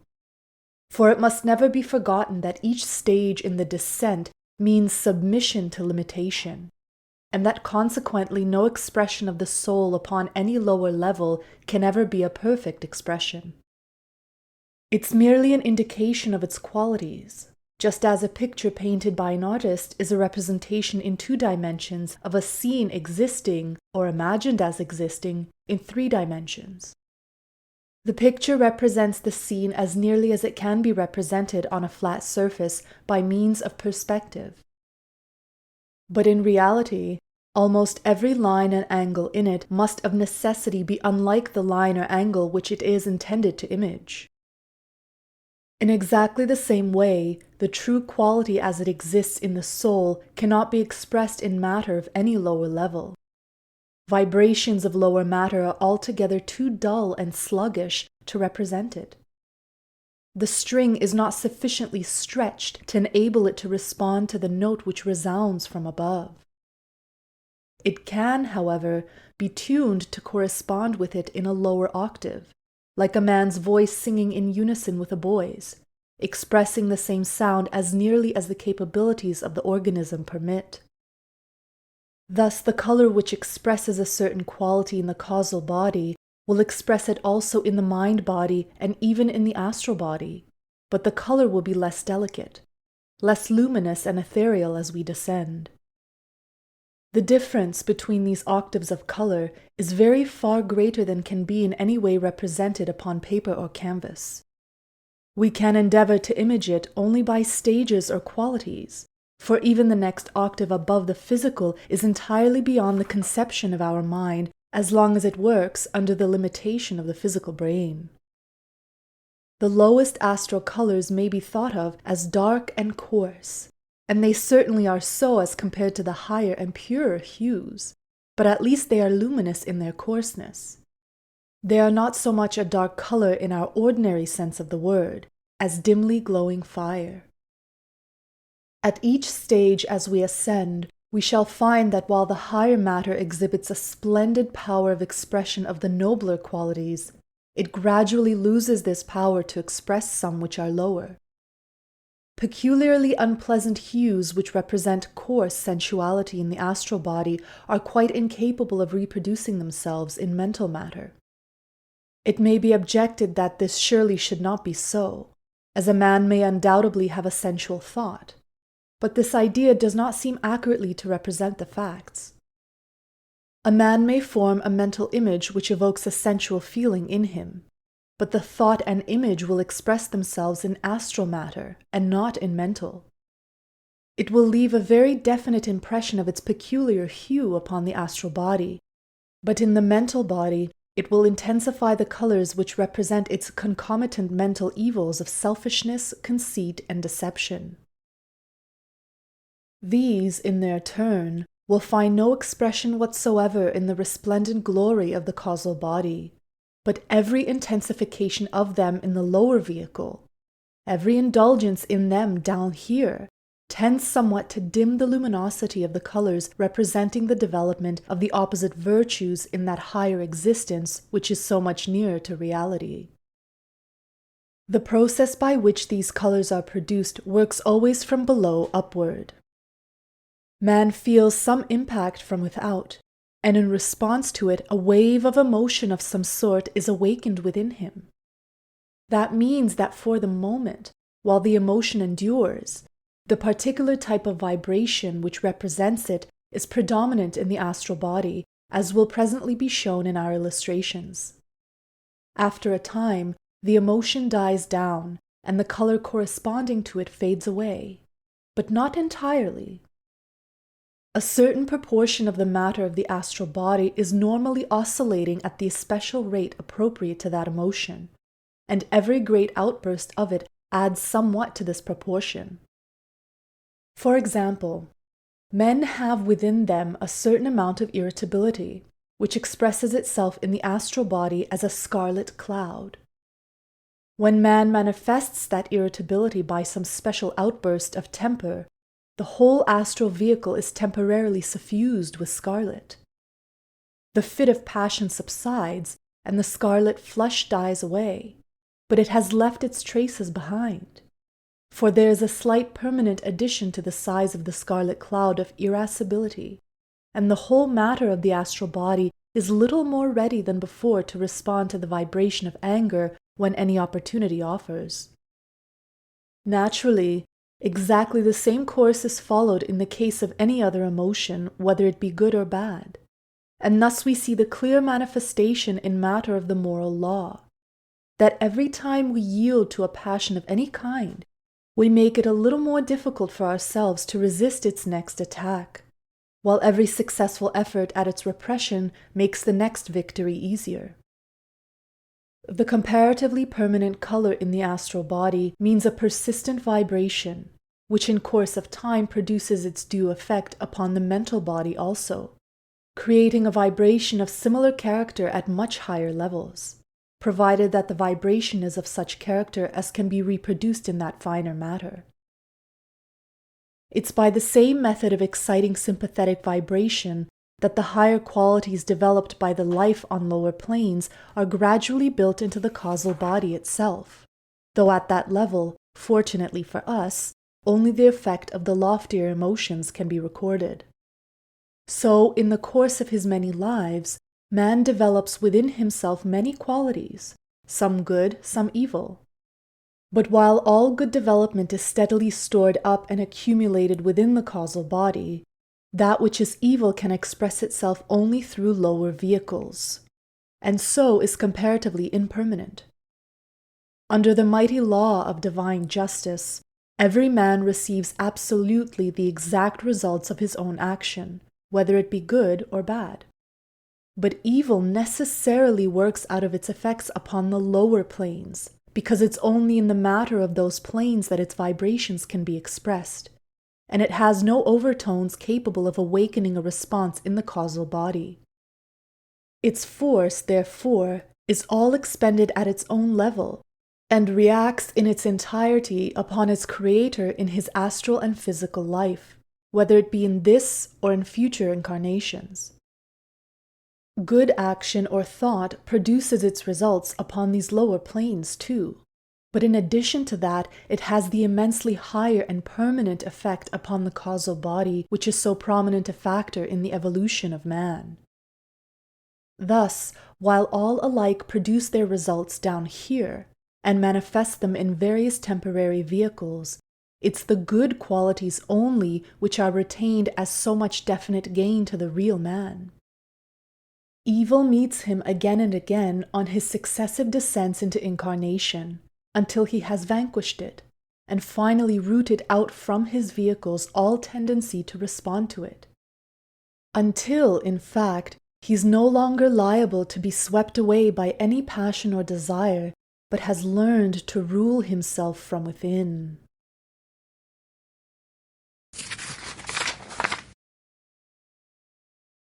Chapter 12.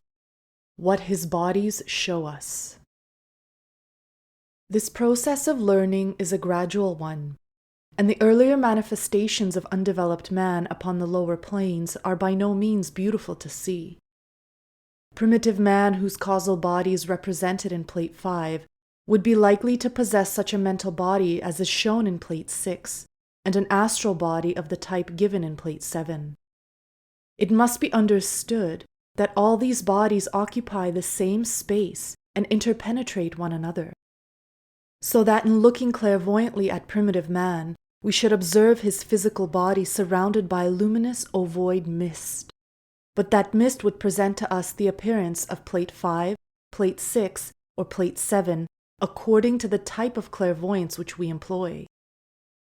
Using our own astral senses, we should see his astral body only, and should learn from that what passions or emotions or sensations he was at the moment experiencing, and to which of these he was in the habit of yielding himself frequently.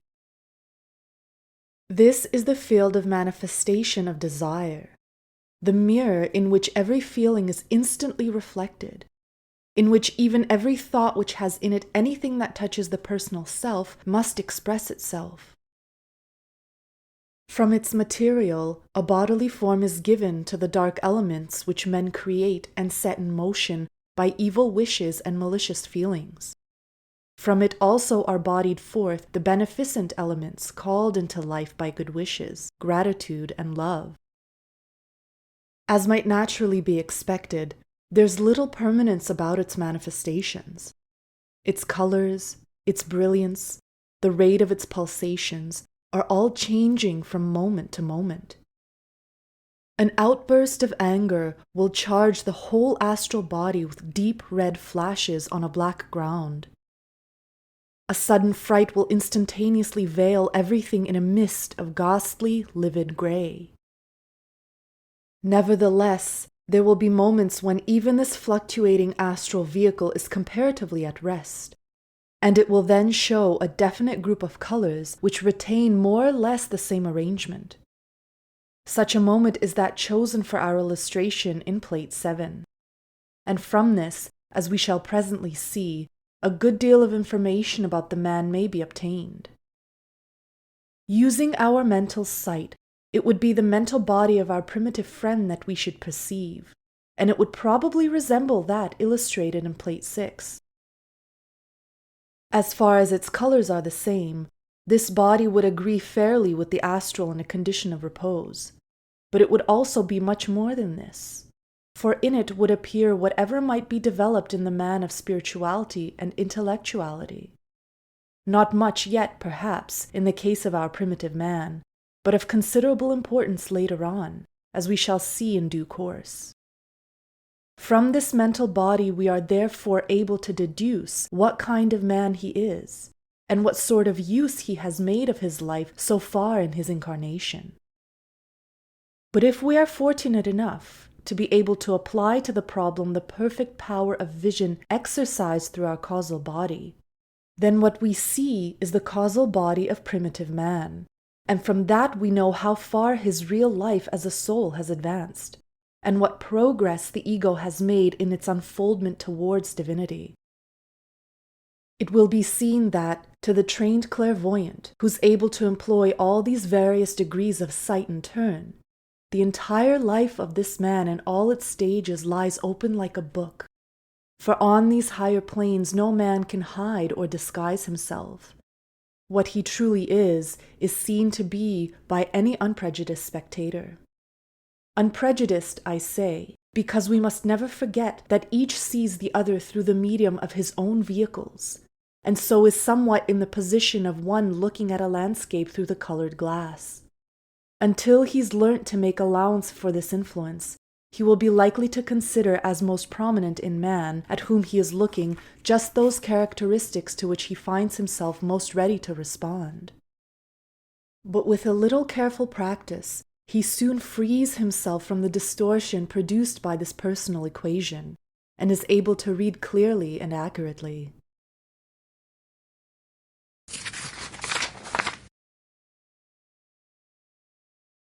Chapter 13. Colors and their meaning. Before we can intelligently study the details of these various bodies, we must familiarize ourselves with the general meaning of the various shades of color within them, as shown in our front piece. It will be realized that an almost infinite variety is possible in their combination. I am endeavoring to give, as nearly as possible, the exact shade which expresses the unmixed emotion whose name is attached to it. But human emotions are hardly ever unmixed, and so we have constantly to classify or to analyze indeterminate hue in the formation of which many factors have played their part. Anger, for example, is represented by scarlet, and love by crimson and rose. But both anger and love are often deeply tinged with selfishness, and just so far that is the case will the purity of their respective colors be dimmed by the hard brown gray which is so characteristic of this vice. Or again, either of them may be mingled with pride, and that would instantly show itself by a tinge of deep orange.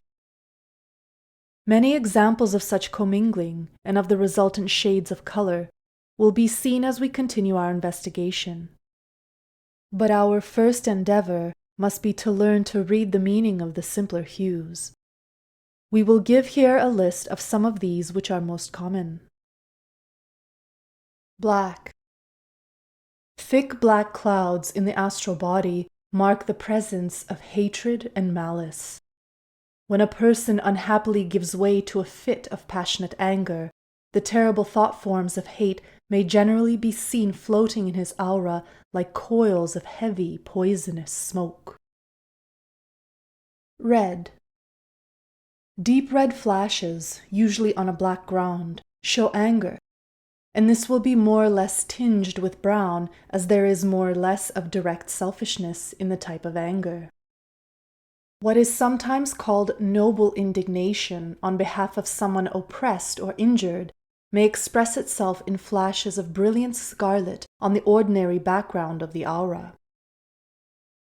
Lurid sanguinary red, a color which is quite unmistakable, though not easy to describe, indicates sensuality. Brown. Dull brown red, almost rust in color, means avarice, and it usually arranges itself in parallel bars across the astral body, giving a very curious appearance. Dull, hard brown gray signifies selfishness, and is unfortunately one of the very commonest colors in the astral body. Greenish brown, lit up by deep red or scarlet flashes, denotes jealousy, and in the case of the ordinary man, there is nearly always a good deal of this color present when he is what is called in love. Gray. Heavy leaden gray expresses deep depression, and where this is habitual, its appearance is sometimes indescribably gloomy and saddening. This color also has the curious characteristic of arranging itself in parallel lines, as has that of avarice, and both give the impression that their unfortunate victim is imprisoned within a kind of astral cage. Livid gray, a most hideous and frightful hue, betokens fear. Crimson. This color is the manifestation of love, and is often the most beautiful feature in the vehicles of average men. Naturally, it varies greatly with the nature of love.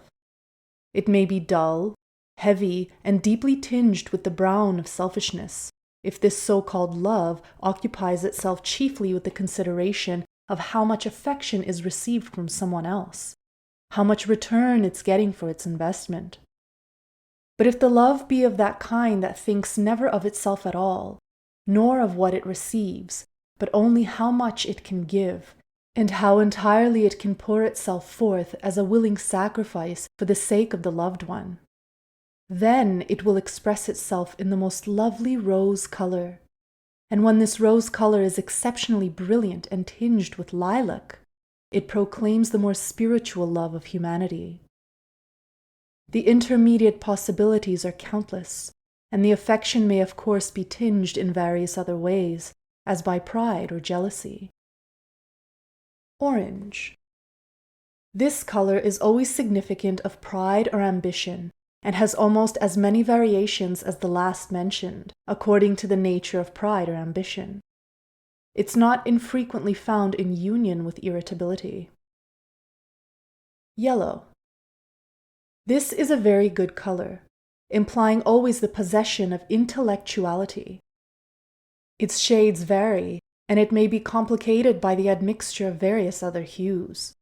Generally speaking, it has a deeper and duller tint if the intellect is directed chiefly into lower channels, most especially if the objects are selfish.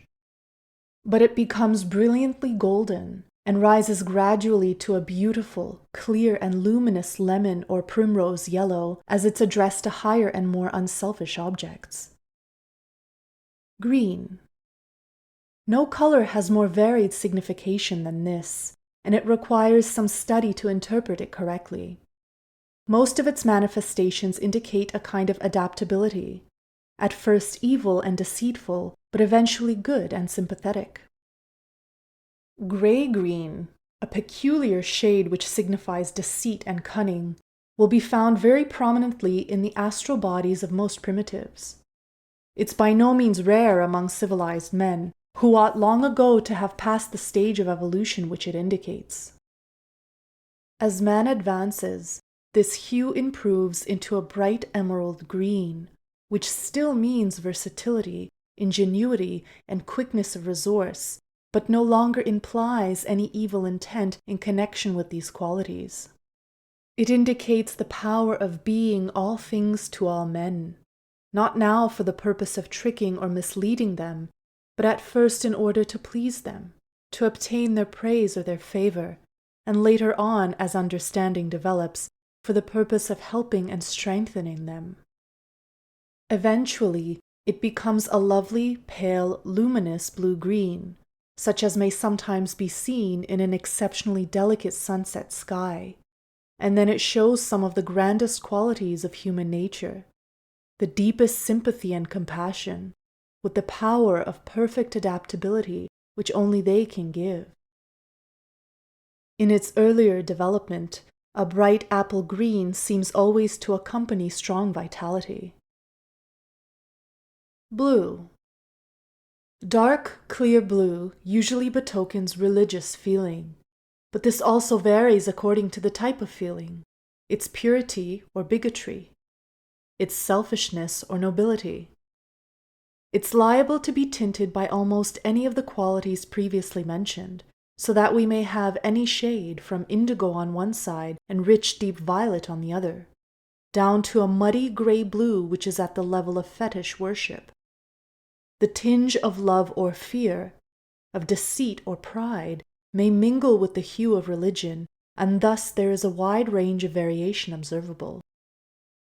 Light blue marks devotion to a noble spiritual ideal, and gradually rises to a luminous lilac blue, which typifies the higher spirituality, and is usually accompanied by sparkling golden stars, representing elevated spiritual aspirations. It's easy to understand how almost infinite may be the combinations and modifications of all these hues, so that the most delicate gradation of character or the most evanescent of mingled feelings is expressed with the greatest accuracy. The general brilliance of the astral body, the comparative definiteness or indefiniteness of its outline, and the relative brightness of different centers of force are all points which have to be taken into consideration in reading the full meaning of what is seen. Another fact worth mentioning is that the developed or developing psychic faculties show themselves by means of colors which lie beyond the visible spectrum, so that it's impossible to picture them with physical hues. Ultraviolet tints denote the higher and purer developments, while gruesome combinations of ultra-red reveal the wickedness of the dabbler in evil and selfish forms of magic. Occult advancement proclaims itself not only by these colors, but also by the greater luminosity of the various bodies, and by their increased size and more definite outline, as will presently be seen in our illustrations.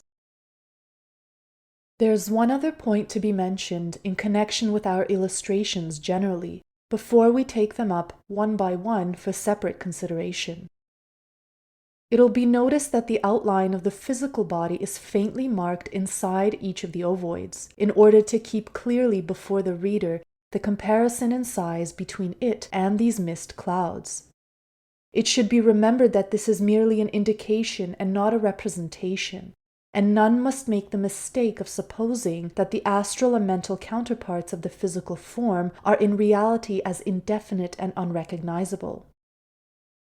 In a drawing made upon this plane, it's impossible to give simultaneously all aspects of a figure which belong to a different realm of nature, and for that reason certain characteristics of these higher vehicles have in our illustrations been intentionally ignored or subordinated to the special purpose of this book, which is to explain how the evolution of man displays itself in the coloring of his various bodies. No attempt, for example, has been made to show the appearance of the 7 chakrams or centers of force, although these exist in all vehicles and would in some cases be exceedingly vivid and prominent. The artist has not essayed in any way to reproduce the wondrous opalescent hues of the surface film of each ovoid. He has depicted neither the dense cloud of thought forms which closes around each man like a wall, nor the inner arrangement which so exactly imitates the physical shape, and it's this last one which needs a few words of elucidation. If we glance with astral vision at our neighbor during waking hours, we shall see him looking very much as usual, except that he will be surrounded by a slight luminous mist, in which by somewhat more intent observation we may detect the play of many colors. How is it, it may be asked, that his face and limbs are perceptible to us, since we know that astral matter of the vehicle which we are employing cannot respond to purely physical vibrations? The reply is that what is visible to us is not his physical body, but its counterpart in astral matter. And we find that even when the man abandons his dense earthly form, whether temporarily in sleep or permanently in death, this counterpart still preserves the same appearance. Let us consider how this happens. We've noticed in Plate 2 that astral matter has its 7 conditions or degrees of density, corresponding with those on the physical plane. There's more than a mere correspondence. There's an intense attraction. Every particle of solid physical matter is interpenetrated by and has, for its counterpart, certain particles of astral matter of the lowest subplane, which for convenience we may call solid astral matter.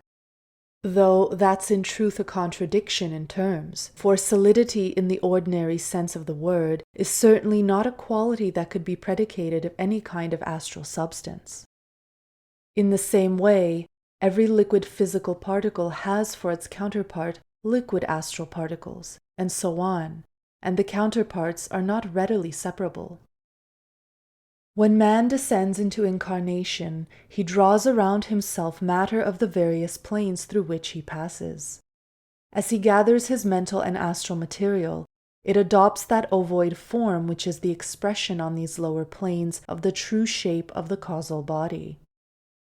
Presently he finds himself surrounding a small physical body, and at once its attraction begins to affect the previously inchoate astral and mental matter. The vehement vibrations of these finer particles do not easily submit themselves to such control, but as the child form grows, its influence steadily increases, until the adult has usually over 90% of matter of his astral and mental bodies within the periphery of his fleshy tabernacle. I don't mean that the same particles always stay there, for every one of them is in rapid motion and is constantly passing in and out, but on the whole, that proportion is maintained. Therefore, when with astral sight we examine a friend, what we really see is a human form of very dense and solid-looking mist surrounded by an egg-shaped cloud of diaphanous mist. And as every feature of the familiar countenance is faithfully reproduced, man is instantly recognizable. Nor is this all. The phenomenon of habit comes into play, and the astral and mental particles, having become accustomed to that form, retain it even when the dense body which caused it is destroyed, so that there's no more difficulty in recognizing man after death than before it. Temporary changes may take place, for the finer matter may be molded by a passing thought. But as soon as the pressure of that constraining thought is withdrawn, it slips back again into its usual shape. There's a much slighter but more continuous thought influence which sometimes very gradually produces a considerable change. No man habitually imagines himself as decrepit, infirm, bowed, or wrinkled, and so, although immediately after death his astral body may accurately reproduce all these characteristics, the unconscious influence of his own thought of himself slowly brings back to him something of the appearance of the prime of life. That's why a man who shows himself after death as an apparition sometimes impresses his friends as looking younger instead of older than when he died. A factor which has its share in helping to preserve the astral shape unchanged after death is the thought of others. When a man's friends, whether living or dead, turn their thoughts upon him, they naturally think of him as they know him. But every such thought is a momentary molding force, and in the aggregate the effect is considerable. From all this, the reader will realize that when he learns to see an astral body, he will find many other points to observe it in than are shown in our illustrations. In particular, he will notice that the counterpart of the physical form is not a mere faint outline, but probably the most prominent feature of all. It's almost certain to be so for the untrained clairvoyant, since it's only in the rarest of cases that he has the astral sight perfectly developed. Naturally enough, that part of the faculty which usually opens first is the lowest, the nearest to the physical, and a man may often for many years be able to see only the denser kinds of astral matter. But those, corresponding as they do to the materials of the physical body, are precisely the varieties which are most of all concentrated within the counterpart. Obviously, therefore, the surrounding ovoid of mist will seem to such a man fainter in proportion and much less conspicuous than it really is. Indeed, he's quite likely to overlook it altogether. If his astral sight be rather above the ordinary level, he may, as I said just now, see something of the colors by looking more intently, by making an effort corresponding to straining the eyes on the physical plane. The effect of such exertion is momentarily to raise the vibrations of his astral body, or more correctly, to extend his faculty to somewhat higher vibrations, and so to bring within his pure view more of the vehicle at which he is looking. A man who is properly trained in clairvoyance is of course taught how to use the power of sight on all subplanes, either separately or simultaneously as he wishes. People often ask whether an astral body appears clothed, and if so, where it obtains its vestments. Since this finer matter can be modeled by thought, the man is as he thinks of himself, and it's easy for each person to clothe himself as he will. If his attention is entirely occupied with some other matter, his mind usually automatically reproduces some ordinary costume with which it's familiar, so that he will probably appear in whatever dress he wears most frequently.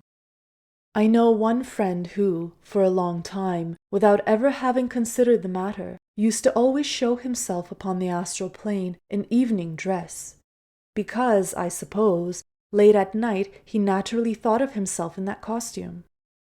Another wore always the graceful yellow robe of the Buddhist monk, but I think that was intentional in the beginning, though no doubt afterwards it became a habit.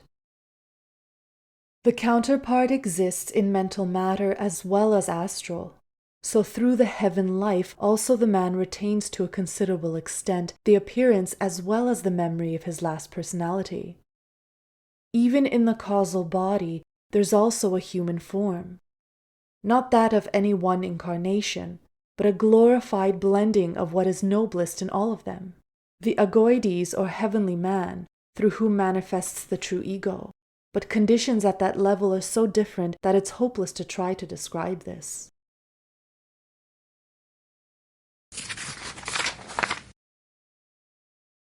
Chapter 14. Early Stages of Man's Development. When we apply the information contained in Chapter 8 to the consideration of the mind-body of a primitive man as shown in Plate 6, certain facts about the man at once become obvious. Although on the whole it's a very poor and underdeveloped mind-body, yet some progress has already been made. The dull yellow at the top indicates a certain amount of intellect, but also shows by the muddiness of color that it's applied exclusively to selfish ends. Devotion denoted by the gray-blue must be a fetish worship, largely tinged with fear and prompted by considerations of self-interest, while the muddy crimson on our left points to a commencement of affection which must as yet be principally selfish also.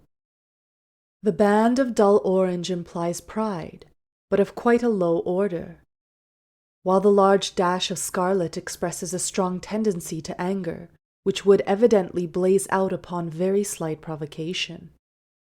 The broad band of dirty green, which occupies so great a portion of the body, shows forth deceit, treachery, and avarice, the latter quality manifesting itself in the brownish tint which is observable. At the bottom we notice a sort of deposit of mud color, suggesting general selfishness and the absence of any desirable quality. It's just that absence of any well-defined higher quality which makes us certain that, in turning to the corresponding astral body, Plate 7, we shall find it almost entirely uncontrolled. Accordingly, we see how enormous a proportion of this vehicle of desire is occupied exclusively by sensuality, proclaimed by the very unpleasant brown-red which is almost blood color. Deceit, selfishness, and greed are conspicuous here, as might be expected, and fierce anger is also implied by the smears and blots of dull scarlet. Affection is scarcely indicated at all, and such intellect and religious feeling as appear are one of the lowest possible kind. Another point which should be noticed is the irregularity of the outline of this astral body, the generally blurred effect, and the manner in which the colors are arranged. As we pass to the vehicles of the more evolved human beings, we shall find a considerable improvement in this respect. Colors always to some extent intermingle and melt into one another, but nevertheless in the ordinary man they have a tendency to lie in more or less regular bands, while the outline of the body becomes fairly definite and regular. With undeveloped man, however, all is ill-regulated and confused. He's obviously a creature of violent and often vicious impulses to which he instantly yields without the slightest effort to control them.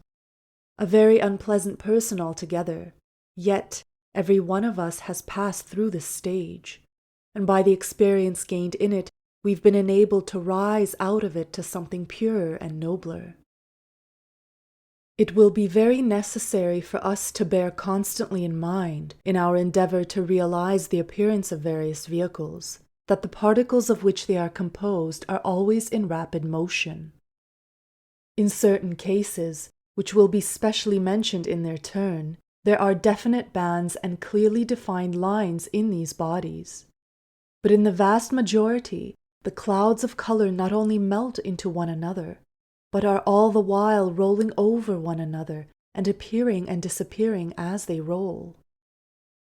Indeed, the surface of this luminous and brightly colored mist resembles somewhat the surface of violently boiling water in the way in which the particles are seen to swirl about, to rise to the surface and sink back again, and constantly change places with one another, so that the various colors by no means retain always their respective positions in which they are represented in our illustrations. Yet it's nevertheless true that they gravitate towards the arrangement here portrayed, that though the yellow, rose, and blue are not always to be found grouped exactly as depicted, yet in all their whirlings and rollings they remain near the upper part of the oval.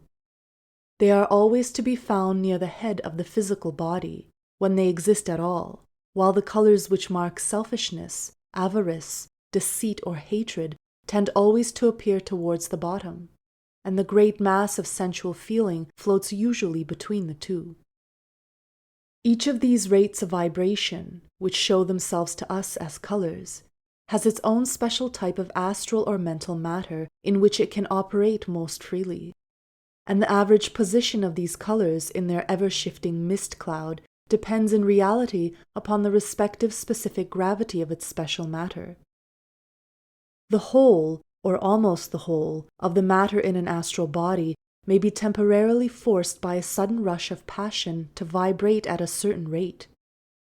But all of it, except that to which the vibration is natural, will fall back into its ordinary rate when the force is removed. Naturally, each man has his individual idiosyncrasies, and no two are exactly alike. But each illustration given represents a section of an average specimen of its class, and its various hues are shown in that part of the ovoid where they are usually to be found.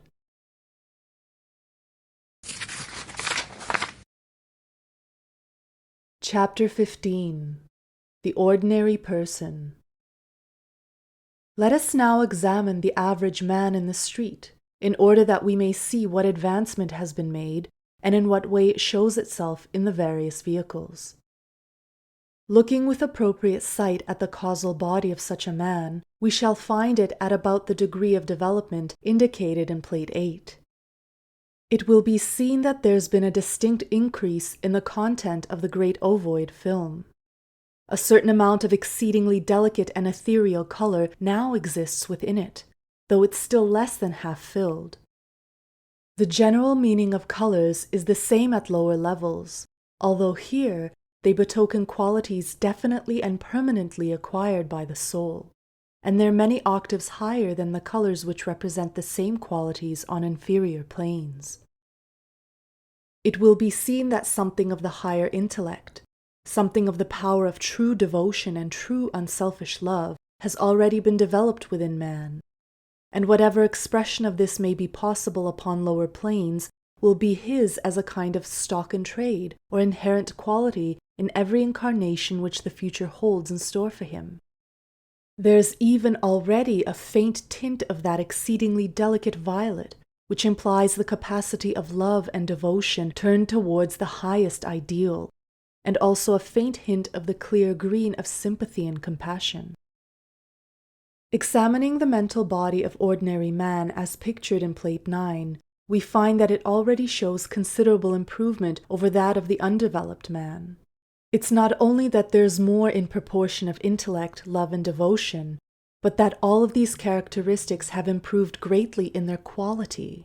Though very far yet from being perfectly pure, they're certainly far better in tone than those in Plate 6. The proportion of pride is quite as high as before, but at least it's now pride at a higher level. If man is still proud, it will be rather of such good qualities as he imagines himself to possess than merely a physical preeminence in brute force or cruelty. There's still a good deal of scarlet which marks liability to anger, but it's noticeable that it now takes a much lower place in the cloud, which means an improvement in the general quality of the matter of which this mind-body is composed. The low type of green in the mental body of the undeveloped man, which denotes deceit very strongly tinged by avarice and selfishness, required for its vibrations a type of matter denser and coarser than that needed by the scarlet of anger. The decidedly better green, which is exhibited in the mental body of ordinary man, needs for its vibration matter of a type somewhat less dense than the scarlet, and hence apparently the change of relative position. The green has now advanced to the suggestion of a certain amount of versatility and adaptability, rather than deceit or cunning. A large proportion of mind is still occupied by the brown of selfish tendencies, but even this color will be seen to be a trifle warmer and less grim than before. If we now turn to Plate 10, we shall find the astral body which corresponds to the mental body in Plate 9, the astral body of ordinary man. It will be seen that this astral body agrees closely with its mental, though its colors are naturally somewhat coarser and it contains very decided indications of certain passions which cannot be expressed on the higher plane. Still, it will be found much improved as compared with the astral body on plate 7. There is less sensuality, though that's still unfortunately one of the most prominent characteristics, but at least it's less utterly brutal and overpowering than it was. Selfishness is still very prominent, and the capability of deceit for personal ends is still undoubtedly present, but already the green seems to be dividing itself into two distinct qualities, showing that mere cunning is gradually becoming adaptability. This drawing of the astral body represents not only the average quality of the type of man to which it belongs, but also its average condition when comparatively at rest. The astral body of any ordinary person is so very rarely at rest that we should gain but a very incomplete idea of the possibilities of its appearance if we omitted to consider it as it is when affected by sudden impulses or rushes of feeling. There are also certain more permanent attitudes of mind which produce modifications of the astral body that are sufficiently distinctive to be worthy of remark, and we shall now devote a few plates to illustrating these various effects.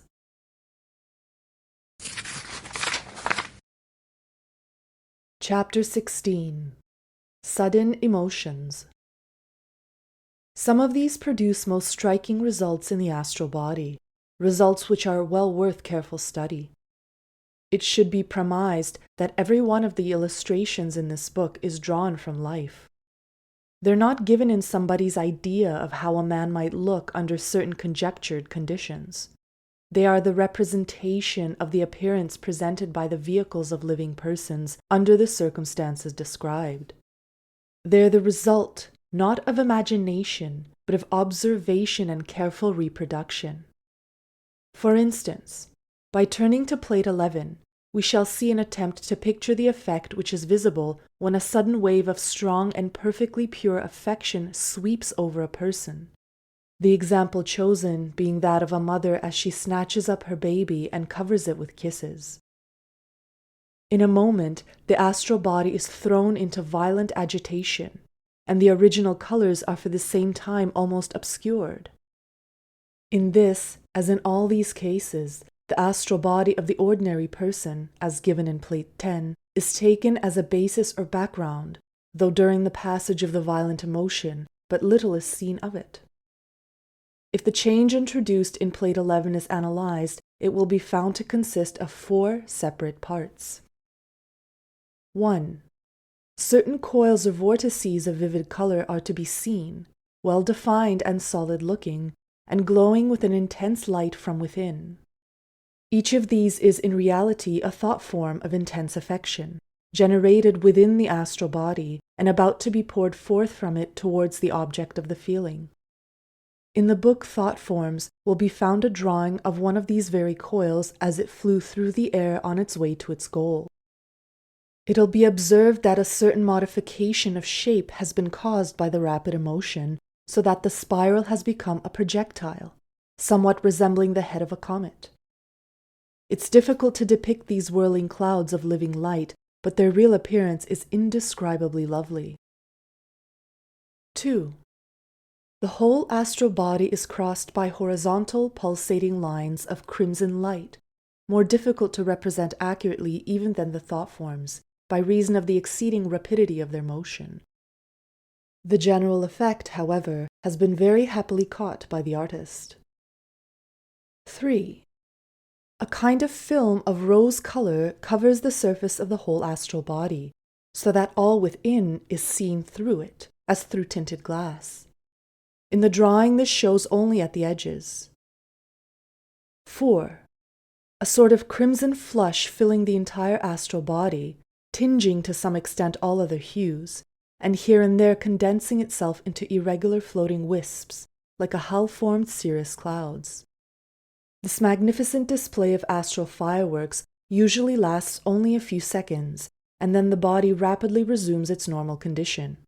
Yet every such rush of feeling produces its effect. It adds a little to the crimson in the higher part of the oval, and it makes it a little easier for the particles of the astral body to respond to the next wave of affection which comes. Transient though such an impulse may be, yet as it occurs again and again, its effects are cumulative. And another point which must not be forgotten is the good influence upon others which is produced by the radiation of vivid vibrations of love and joy. Many true hearts will be the happier for knowing that one who sends a thought of intense affection to another actually gives something off himself, that a certain portion of astral matter passes from him to the loved one, charged so strongly with its own special rate of vibration that unless some determined preoccupation exists, it cannot but reproduce itself. It cannot fail to set the astral body of the recipient swinging in harmony with it.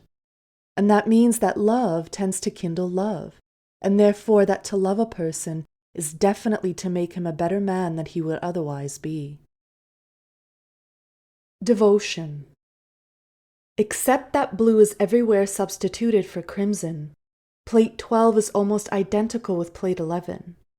It illustrates a sudden accession of devotional impulse which surged over a nun while engaged in contemplation. All four forms of manifestation which we noted in connection with the impulse of affection are also observed here. Whirling, gleaming coils, rapidly vibrating horizontal lines, outer film, and wisps of cloud. And their signification is precisely the same, substituting everywhere religious feeling for affection. So perfect an outburst of devotion is somewhat rare, much less common than a similarly perfect outrush of love. A surge of feeling of this nature, but generally without its definiteness or precision, may sometimes be seen to occur in the case of one who offers an act of adoration before an altar. Usually the parallel lines are less regular and less prominent, and the sharply defined coils are altogether absent, their place being taken by shapeless clouds of blue vapor. In the great majority of cases, devotion as a sentiment seems to be vague and ill-defined, and so fine a specimen as that given in our illustration is indeed rare. In this instance, when the coils passed out from the astral body, they did not assume the form of round-headed projectiles, as in the case of the wave of affection, but instead became splendid upward-rushing spires. One of these also was given in thought forms, and an attempt is there made to illustrate the marvelous outpouring of force from higher planes which is evoked by such an effort of devotion. Anger, Plate 8, is perhaps the most striking in appearance of the whole series, and even without any explanation it would be of itself an eloquent warning against the folly of yielding to a fit of passion. As in previous cases, the ordinary background of the astral body is temporarily obscured by the rush of feeling, but now the strong and vivid thoughts are unfortunately those of malice and ill will. They express themselves once more as coils or vortices, but this time as heavy, thunderous masses of sooty blackness, lit up from within by the lurid glow of active hatred. Less defined wisps of the same dark cloud are to be seen defiling the whole astral body, while the fiery arrows of uncontrolled anger shoot among them like flashes of lightning. A tremendous and truly awful spectacle, and the more fully it's understood, the more terrible it appears. For this is the case of a man who's absolutely transported and beside himself with rage. A man who, for the first time being, has utterly lost control of himself. Even should the discipline of education and custom still withhold him from outward violence, those terrible flashes are penetrating other astral bodies like swords. And the man is injuring those about him just as really as, though less visibly than, if he assaulted them on the physical plane. While he's thus a source of danger to others, he's utterly defenseless himself. For the moment, passion has entirely controlled him. The desire elemental is supreme, and true man has temporarily lost hold of his vehicle. Under those circumstances, another and stronger will may seize that which he's allowed to be wrested from him. In other words, at such a moment, when man is transported with rage, he's liable to be seized and obsessed either by a dead man of similar nature or by some evil artificial elemental whose vibrations synchronize with those which are dominating him. Not only is he a danger to his fellows, but he's an appalling danger to himself. The case selected for illustration is, of course, an extreme one, and such a condition does not usually last more than a few minutes. But everyone who falls into a passion exhibits these characteristics to some extent, and one cannot but feel that if men only knew how they appeared in the eyes of those who can see when they yield themselves to those outbursts of anger, they would surely take a far greater care to avoid them. The gust of passion passes away, but it leaves its mark behind. In the astral body of average man, there's always a certain amount of scarlet, which shows the capacity for anger, possibility of being irritated, and each outburst of rage adds something to this, and predisposes the matter of the entire vehicle to respond somewhat more readily than before to these very undesirable vibrations. It must also be remembered that though the passion may be impermanent, record of it remains forever in the memory of nature. Though the elemental created by an evil wish will cease to exist after a period proportioned to the strength of that wish, yet the living photograph of every instant of its life remains, and all the wide-spreading results of its actions during that life are charged with absolute justice to the karma of its creator. Fear. The effect of fear upon the astral body is very striking. A sudden shock of terror will in an instant suffuse the entire body with a curious, livid gray mist, while horizontal lines of the same hue appear, but vibrate with such violence as to be hardly recognizable as separate lines. The result is indescribably ghastly, and it's impossible to convey an adequate idea of it by illustration. Plate 14 gives such suggestion of it as can be put on paper, but it can hardly depict the strange way in which all light fades out for the time from the body, and the whole gray mass quivers helplessly like a jelly. Such an appearance as this denotes deadly panic, and ordinarily soon passes away. A condition of permanent fear or extreme nervousness expresses itself in a much modified form of the same phenomena, but the peculiar tinge of gray and the characteristic quiver are invariable signs of this haunting presence.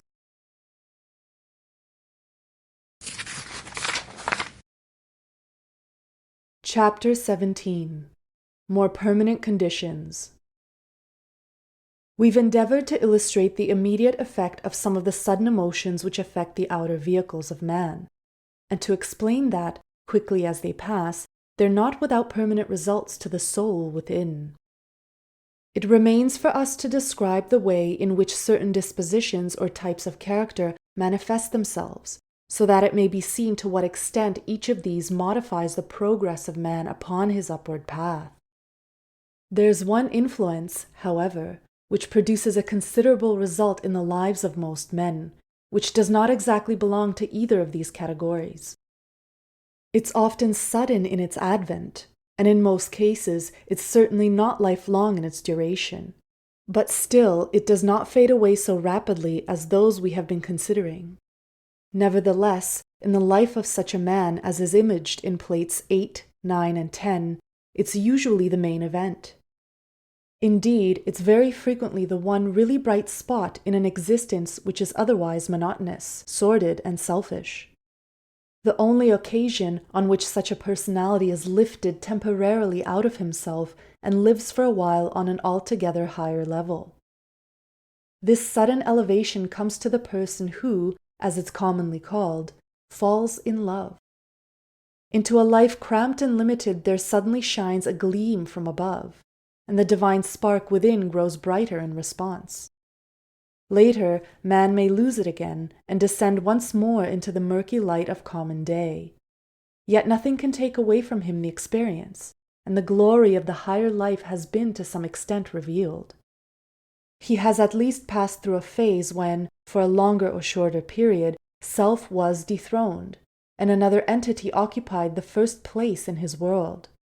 And thus he learns, for the first time, one of the most valuable lessons in the whole course of his evolution. It will be tons yet before that lesson is perfectly assimilated, yet even this first glimpse of it is of enormous importance to the ego, and its effect on the astral body is worthy of special notice. The transformation is unexpected and complete, as will be seen by comparing Plate 10 with Plate 15. The two bodies could not be recognized as belonging to the same person, so extraordinary is the alteration. It will be seen that certain qualities have altogether disappeared for the time, that others have been enormously increased, and that their relative positions have considerably changed. Selfishness, deceit, and avarice have vanished, and the lowest part of the oval is now filled with a large development of animal passions. The green of adaptability has been replaced by the peculiar brownish green of jealousy, and the extreme activity of this feeling is shown by the bright scarlet flashes of anger which permeate it. The undesirable changes are more than counterbalanced by the splendid band of crimson which fills so large a part of the oval. This is for the first time a dominant characteristic, and the whole astral body glows with its light. Under its influence, the general muddiness of the ordinary body has disappeared, and the hues are brilliant and clearly marked, good and bad alike. It's an intensification of the life in various directions. It will be noticed that the blue of devotion is also distinctly improved, and even, so much has the nature been temporarily elevated, a touch of pale violet appears at the summit of the ovoid, indicating a capacity of response to a really high and unselfish ideal.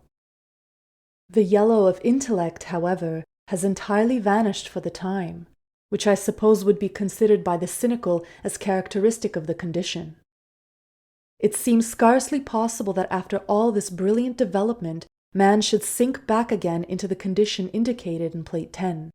Yet in the majority of cases, this is what occurs, though the amount of crimson has considerably augmented naturally, and it's clearer in hue than before. This experience of being in love is assuredly a valuable one for the ego, and gives him a definite forward impulse, even though there may often be associated with it much that is undesirable.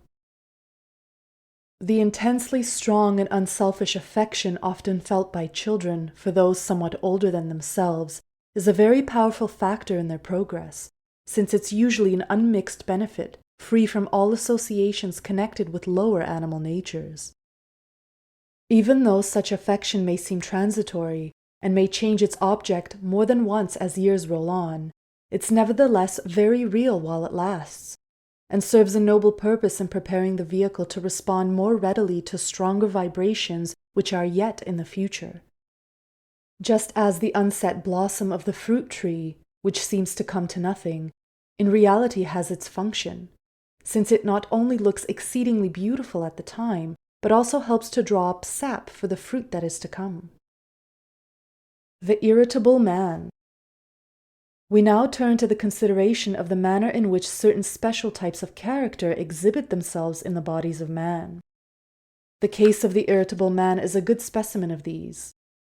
His astral body will usually show a broad band of scarlet as one of its prominent features, as we see in Plate 16. What especially differentiates him from other men is the presence in all parts of the astral body of little floating flecks of scarlet, somewhat like notes of exclamation. These are the result of little accessions of vexation at the small worries which are constantly occurring in ordinary life. Every time a little trifle goes wrong, when his coffee is cold, when he misses his train, or when the baby upsets the ink bottle, the irascible man gives vent to an impatient or angry exclamation, and a tiny scarlet flash shows the uncontrolled feeling.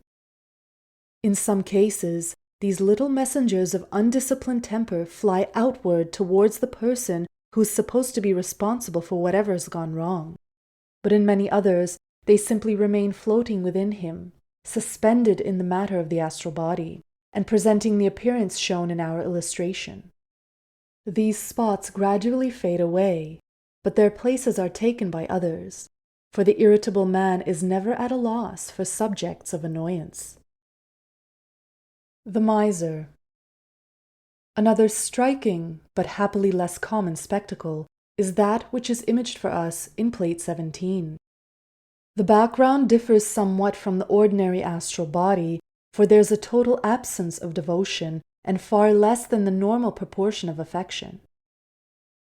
Avarice, selfishness, deceit, and adaptability, or perhaps rather cunning, are all intensified, but on the other hand, there's very little sensuality. The most remarkable characteristic, however, is to be seen in the curious series of parallel horizontal lines which bar the oval, and to give the impression that man within is confined in a cage. These bars are of a deep brown color, almost burnt sienna, level and clearly marked as to their upper edge, but shading off into a sort of cloud below. This is an illustration of a confirmed miser, and naturally so extreme a case is not very common. But a large number of people seem to have some of the elements of the miser in their nature, and show them by an intensification of the color of avarice and by one or two such bars in the upper part of the astral body, though few are so completely confined as is this specimen. It's obvious that this man has shut himself away from the world, and that vibrations from without cannot readily affect him. Probably in this way he escapes some of the ordinary temptations of life, but he also makes himself impervious to love and sympathy of his friends, and to all the higher religious feelings. Above all, his prison bars prevent the passage of vibrations outward as well as inward, and himself can pour out neither affection nor devotion. He's wrapped absolutely in his own selfishness, and is doing no good to any human being. And while that's his condition, he can make no progress.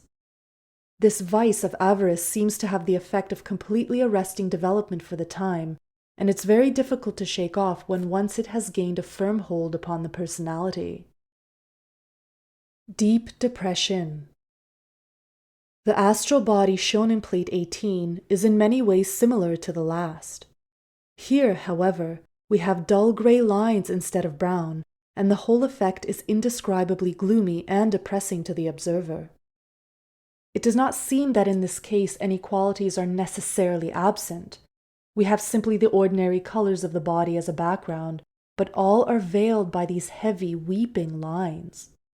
Our picture represents a person during a period of extreme depression, when he's as utterly isolated as was the miser, and naturally there are very many intermediate stages between this and the health astral body. A man may have only a few bars of depression, and even they may be but transient, or in slighter and less persistent cases, the heavier cloud may hardly have time to arrange itself in lines at all.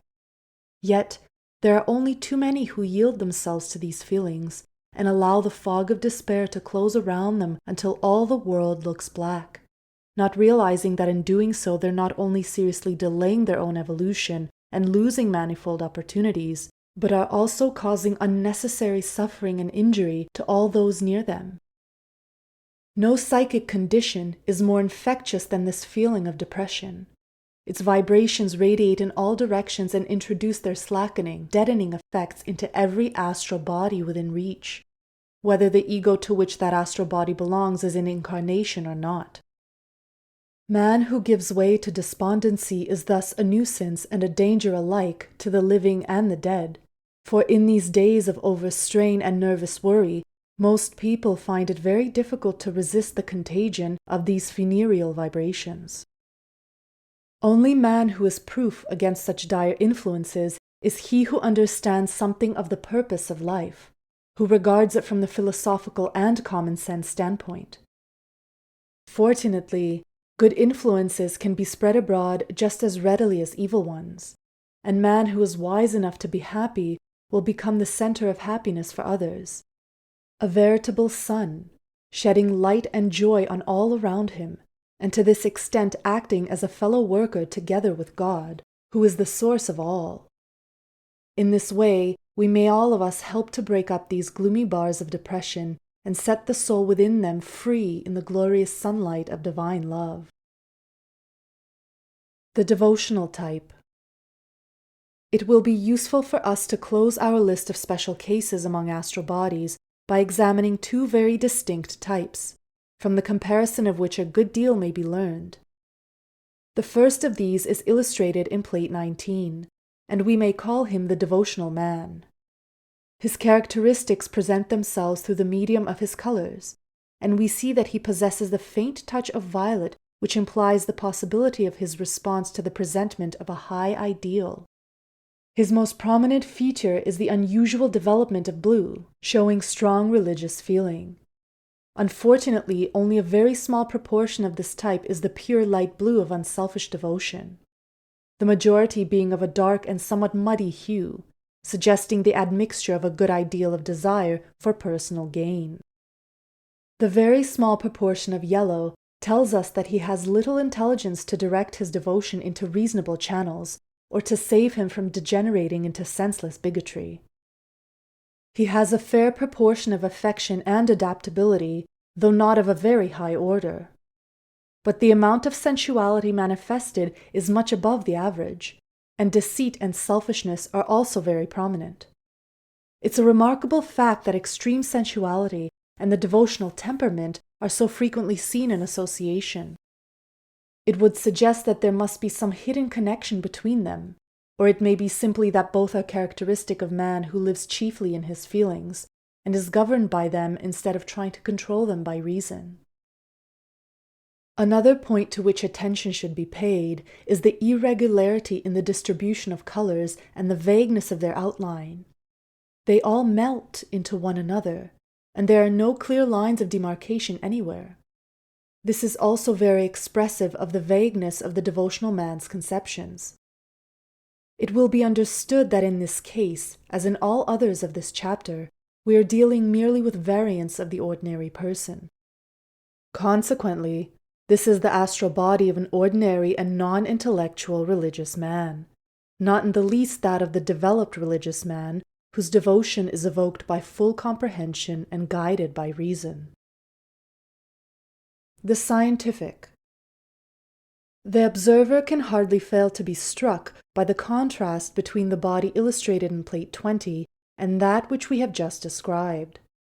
In Plate 19, we see that the principal features are devotion, of a sort, and sensuality, and a very small modicum of intellect is shown. In Plate 20, we have no devotion at all, and far less than the average amount of sensuality, but the intellect is developed to a very abnormal degree. Affection and adaptability are both somewhat small in quantity and poor in quality, being apparently overshadowed by the intellectual development, as man is not yet sufficiently advanced to possess all these qualities equally in their higher forms. There's a good deal of selfishness and avarice, and a certain capability of jealousy is also apparent. But the great feature of this man is the large proportion of golden yellow, showing a well-developed intelligence directed principally to the attainment of knowledge. A huge cone of bright orange rising in the midst of it indicates the presence of much pride and ambition in connection with that knowledge. But still the shade of yellow precludes this idea that the intellect is debased to merely selfish ends. It should be noticed also that scientific and orderly habit of mind has a distinct influence upon the arrangement of astral colors. They tend to fall into regular bands, and the lines of demarcation between them are decidedly more definite than in the previous illustration. It's evident that the bodies pictured in Plate 19 and 20 give us examples of two varieties of unequal development, and while each has its good points, each also has decided disadvantages. We shall now proceed to the consideration of vehicles of the more developed man who possesses all these various qualities to a much greater extent, but has them well balanced, so that each supports and strengthens the other, instead of dominating or stifling it.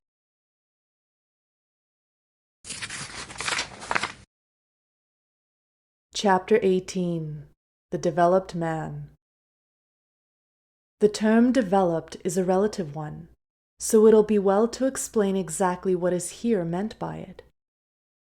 The vehicles illustrated under this heading are such as might be possessed by any pure-minded person who had definitely and intelligently set his affection on things above and not on things of earth. They are not those of one already far advanced upon the path which leads to adeptship, for in that case we should find a considerable difference in size as well as in arrangement. But they do distinctly imply that man of whom they are expressions is a seeker after the higher truth, one who has risen above mere earthly claims and is living for an ideal. Among such some may be found who are especially advanced in one direction and some in another. This is an evenly balanced man, simply a fair average of those who are at the level which I describe. We may first examine plate 21, which represents for us his causal body. By comparing this with plates 5 and 8, we shall see what the man's progress has been and how it's expressed in his appearance. We observe that by this time, many beautiful qualities have been developed within him, for the glorious iridescent film is now filled with the most lovely colors, typifying for us the higher forms of love, devotion, and sympathy, aided by an intellect refined and spiritualized, and by aspirations reaching ever towards the divine. Let me quote from the Devacanic Plane, the 6th of our Theosophical manuals. Composed of matter inconceivably fine, delicate, and ethereal, intensely alive and pulsating with living fire, the causal body becomes, as its evolution proceeds, a radiant globe of flashing colors, its high vibrations sending ripples of changing hues over its surface, hues of which earth knows nothing, brilliant, soft, and luminous beyond the power of language to describe. Take the colors of an Egyptian sunset, and add to them the wonderful softness of an English sky at event tide. Raise these as high above themselves in light and translucency and splendor as they are above the colors given by a child's paintbox. And even then, none who have not seen can image the beauty of these radiant orbs, which flash into the field of clairvoyant vision as it's lifted to the level of this supernatural world. All these causal bodies are filled with living fire drawn from a higher plane, with which the globe appears to be connected by a quivering thread of intense light, vividly recalling to the mind words of the stanzas of XIII. The spark hangs from the flame by the finest thread of Fohat, and as the soul grows and is able to receive more and more from the inexhaustible ocean of divine spirit which pours down through the thread as a channel, the latter expands and gives wider passage to the flood, till on the next subplane it might be imagined as a waterspout connecting earth and sky, and higher still as itself a great globe through which rushes the living spring, until the causal body seems to melt into the inpouring light. Once more the stanza says it for us. The thread between the watcher and his shadow becomes more strong and radiant with every change. The morning sunlight has changed into noonday glory. This is thy present wheel, said the flame to the spark. Thou art myself, my image and my shadow. I have clothed myself in thee, and thou art my Vahan to the day. Be with us, when thou shalt re-become myself and others, thyself and me. How hopeless it seems to try to represent all this glory on paper. Yet our artist has skillfully contrived to suggest that which no brush could paint, and however far even the cleverest physical image may be from that transcendent reality, it at least gives our imagination a starting point from which we may try to build up a conception. We must not omit to notice one of the grandest characteristics of developed man, his capacity to serve as a channel for higher force. It will be seen that from his causal body, streams of this force pour out in various directions, for his attitude of unselfishness, of helpfulness and readiness to give, makes it possible for the divine strength to descend upon him in steady stream, and through him to reach many who are not yet strong enough to receive it directly. The crown of brilliant sparks which ascends from the tipper part of the body proclaims the activity of spiritual aspiration, and adds very greatly to the beauty and dignity of man's appearance. This rises constantly from the causal body, no matter how the lower man may be occupied on the physical plane. For when the soul of man is once awakened upon his own level, and is beginning to understand something of himself and his relation to the divine, he looks ever upwards towards the source from which he came, totally irrespective of any activities which he may at the same time be inspiring on lower planes. We must never forget how small and partial an expression of self even the noblest personality can be, so that as soon as higher man begins to look around him, he finds almost unlimited possibilities opening before him, of which in this cramped physical life we can form no idea. This very upward rushing of spiritual aspiration, which makes so glorious a crown for developed man, is itself the channel through which the divine power descends, so that the fuller and stronger his aspirations become, the larger is the measure of grace from on high. His mental body. It can hardly fail to strike the observer, as we come to deal with more developed man, that his various vehicles are not only all of them greatly refined and improved, but they're also very much more like one another. Allowing for difference between what we may call the octaves of color, between hues belonging to the lower and the higher levels of the mental plane, Plate 22 is almost a reproduction of Plate 21, and the resemblance between Plates 22 and 23 is perhaps even more marked, though in comparing them we have to remember that astral colors are again of a different octave from even the lower mental. Another useful comparison to make is that between Plates 22, 9, and 6, in order that we may see how the evolution from primitive to unselfish man shows itself in the mind-body. It will appear upon examination that pride, anger, and selfishness have altogether disappeared, and the remaining colors have not only so expanded as to fill the whole oval, but have also so improved in tone as to give quite a different impression. Every one of them is more refined and delicate, for all thought of self has vanished from them, and in addition has appeared the pure violet with golden stars, which betokens the acquisition of new and greater qualities. The power from above, which we saw radiating out through his causal body, acts also through the mental vehicle, though with somewhat less force. This is, on the whole, a very fine mental body, already well developed, and having within it every promise of rapid progress along the path when the time for that shall come. His astral body. His astral body, which is pictured in Plate 23, will at once be seen to resemble the mental vehicle very closely. It is, in fact, little more than a reflection of it in grosser matter of the astral plane. This indicates that man has his desires thoroughly under control of mind, and is no longer liable to be swept away from the firm base of reason by wild surges of emotion. He will no doubt still be subject to occasional irritability and to undesirable cravings of various sorts, but he knows enough now to repress these manifestations, to maintain a struggle against them whenever they appear, instead of yielding to them. So though they may temporarily change his astral body, they will hardly make any permanent impression upon it as against the much stronger vibrations of his higher qualities. In exactly the same way, at a still later stage of progress, the mental body itself becomes a reflection of the causal, since man learns to follow solely the promptings of higher self and to guide his reason exclusively by them. This illustration brings clearly before us an interesting fact connected with yellow light, which signifies intellect.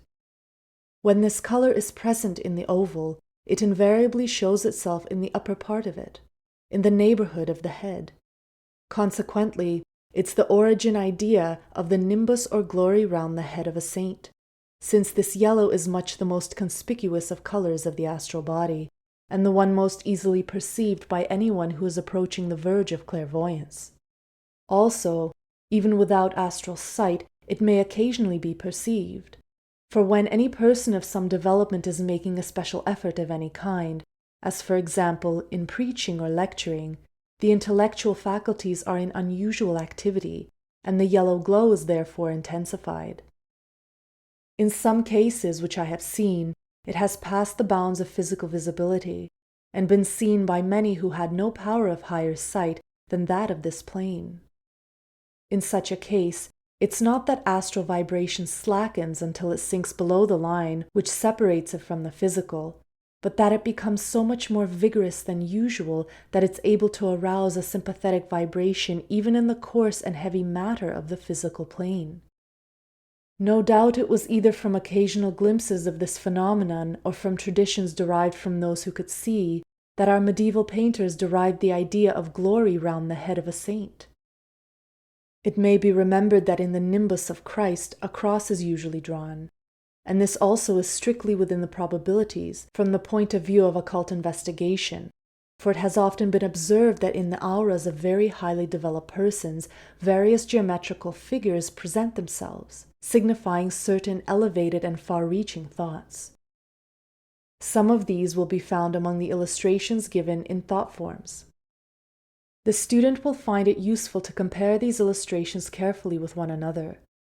First, to examine each causal body in connection with the mental and astral bodies, which are partially expressions of it, in order to understand the connection between these different vehicles. And second, to compare the three astral bodies in plates 7, 10, and 23, in order to understand how progress shows itself in the desire body, which is naturally much the easiest of the various vehicles to see clairvoyantly, and, in fact, the only one which the ordinary psychically developed person is at all likely to see. The same comparison should be instituted between plates 6, 9, and 22, and also between plates 5, 8, and 21, to study the progress of man as manifested in his higher bodies. Among our theosophical literature, we have many books which treat of the other side of all this evolution, and catalogue the moral qualifications required at its various stages. This is a subject of very deepest interest, though somewhat outside of the scope of this work. Those who wish to study it should turn to Invisible Helpers, chapters 19 to 21, and then read Annie Besant's books In the Outer Court and The Path of Discipleship. From those books, some idea may be gained not only of the conditions of progress, but of its goal and glorious future that awaits us when we shall have fulfilled those conditions, when after many incarnations upon this grand old world of ours, we shall at last have learned the lessons which its physical life is meant to teach us. Then we shall have attained that resurrection of the dead after which St. Paul was so earnestly striving, for we shall be free alike from death and from birth. We shall have transcended the cycle of necessity and shall be free forevermore, free to help our fellow men along the path that we have trodden until they also gain the light and victory which is ours. For this attainment is for every man, and to reach it, it's only a question of time, however young a soul may be. There is for man no doubt about salvation, since there's nothing except his own error and ignorance from which any man needs to be saved. There is for him not even an eternal hope, but an eternal certainty. All shall attain, because that is God's will for them. That is the sole object for which He called them into existence. Even already the world is progressing, and powers are beginning to develop.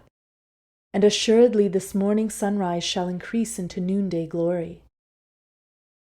To the vistas of advancement that stretch before man, our keenest sight can see no end. We know only that they extend into splendors indescribable, illimitable, and divine.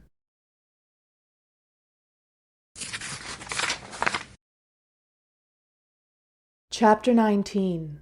The Health Aura. Hitherto we've been dealing exclusively with those bodies of man which are connected with higher planes, but our subject would not be completely treated if we omitted all reference to the minutely subdivided physical matter which is seen by clairvoyant sight to be part of the aura. Much of that matter is in its etheric state and constitutes what is often called the etheric double. This is not in any case a separate vehicle, but must be considered simply as part of the physical body. It's clearly visible to the clairvoyant as a mass of faintly luminous violet-gray mist, interpenetrating the denser part of the physical body and extending very slightly beyond it, as will be seen in plates 24 and 25. This etheric matter is the link between astral and physical, but also has a very important function as the vehicle of vital force on the physical plane. This vital force is poured upon us from the sun, which is the source of life in this inner sense, as well as by means of its light and heat in the outer world. Earth's atmosphere is full of this force at all times, though it's in special activity in brilliant sunlight, and it's only by absorbing it that our physical bodies are able to live. The absorption of this vital energy is one of the functions of the etheric part of that organ which we call the spleen, and that organ possesses the curious property of specializing and transmuting the force as it passes through it, so that it presents a totally different appearance. The force itself is naturally invisible, like all other forces, but as it exists around us in the atmosphere, it clothes itself in millions of tiny particles which are colorless though intensely active. After it's been absorbed into the human body through the spleen, these particles take on a beautiful pale rose color, and they flow in a constant stream over and through the whole body along the nerves, in the same manner as blood corpuscles flow along the arteries and veins, the brain being the center of this nervous circulation. An attempt is made in our illustrations to represent the general appearance of this stream, but this must not, of course, be supposed to be an accurate map of the nervous system. It's evident that this flow is necessary to the proper working of nerves, for when it's withdrawn, there is no sensation. We know how a limb may be so numbed by cold as to be absolutely insensible to touch, and the reason of such insensibility is that vital force is no longer flowing through it. It might be supposed that it was rather due to the failure of circulation of blood, but those who've studied mesmerism are aware that one of the commonest experiments is to produce similar insensibility in a limb by magnetic passes. This does not at all interfere with the circulation of blood, for the limb remains warm, but it does check the circulation of the subject's life fluid, and substitutes for it that of the magnetizer. Nerves of the subject are still there, and so far as physical sight can see, in perfect working order. Yet they do not perform their office of reporting to his brain, because the fluid which animates them is not connected with that brain, but with the brain of the operator. In a healthy man, the spleen does its work in so generous a fashion that specialized life force is present in very large quantities, and is constantly radiating from the body in all directions. A man in perfect health, therefore, not only is able to impart some of it to another intentionally, but is also constantly, though unconsciously, shedding strength and vitality on those around him. On the other hand, a man who from weakness or other causes is unable to specialize for his own use a sufficient amount of world's life force, sometimes, equally unconsciously, acts as a sponge and absorbs the already specialized vitality of any sensitive person who is unfortunate enough to come into contact with him, to his own temporary benefit, no doubt, but often to the injury of his victim. Probably most people have experienced this in a minor degree, and have found that there is someone among their acquaintances after whose visits they always feel a quite unaccountable weariness and languor. And a similar lassitude is frequently felt by persons who attend spiritualistic seances without taking special precautions against the drain upon their vital force set up in the course of manifestations.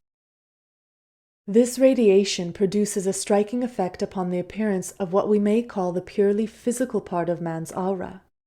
It's well known that tiny particles of dense physical matter are constantly being thrown off from man's body, in insensible perspiration and in other ways.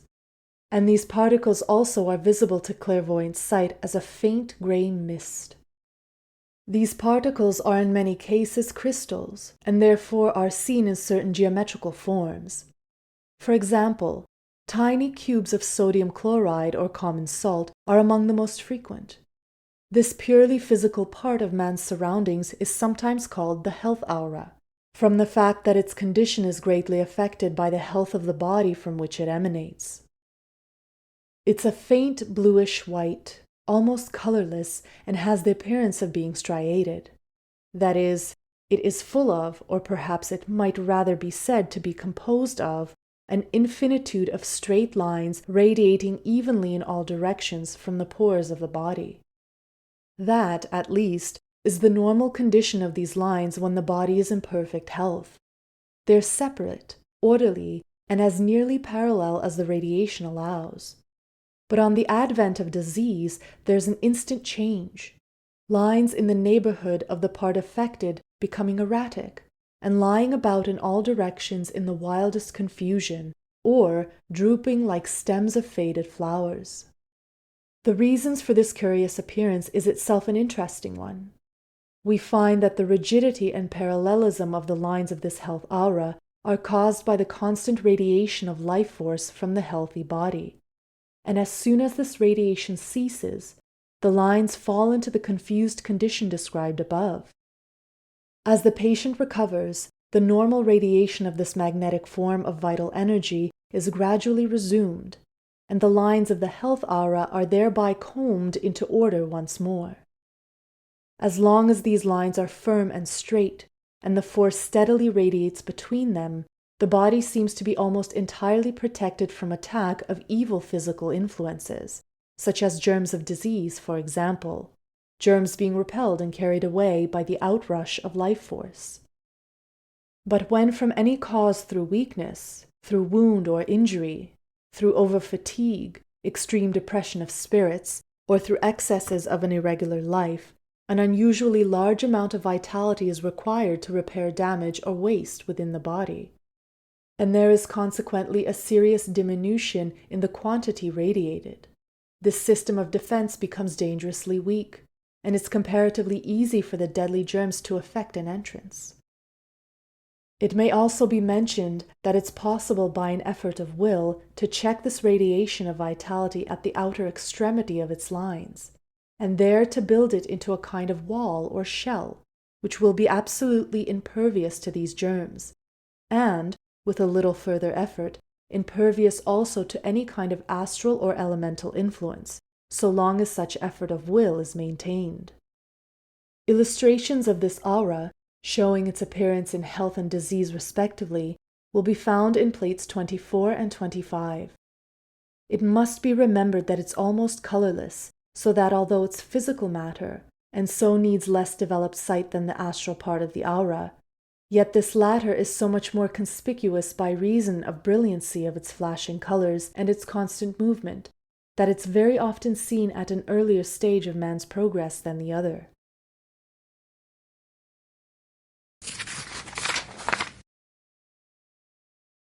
Chapter 20. The Causal Body of an Adept.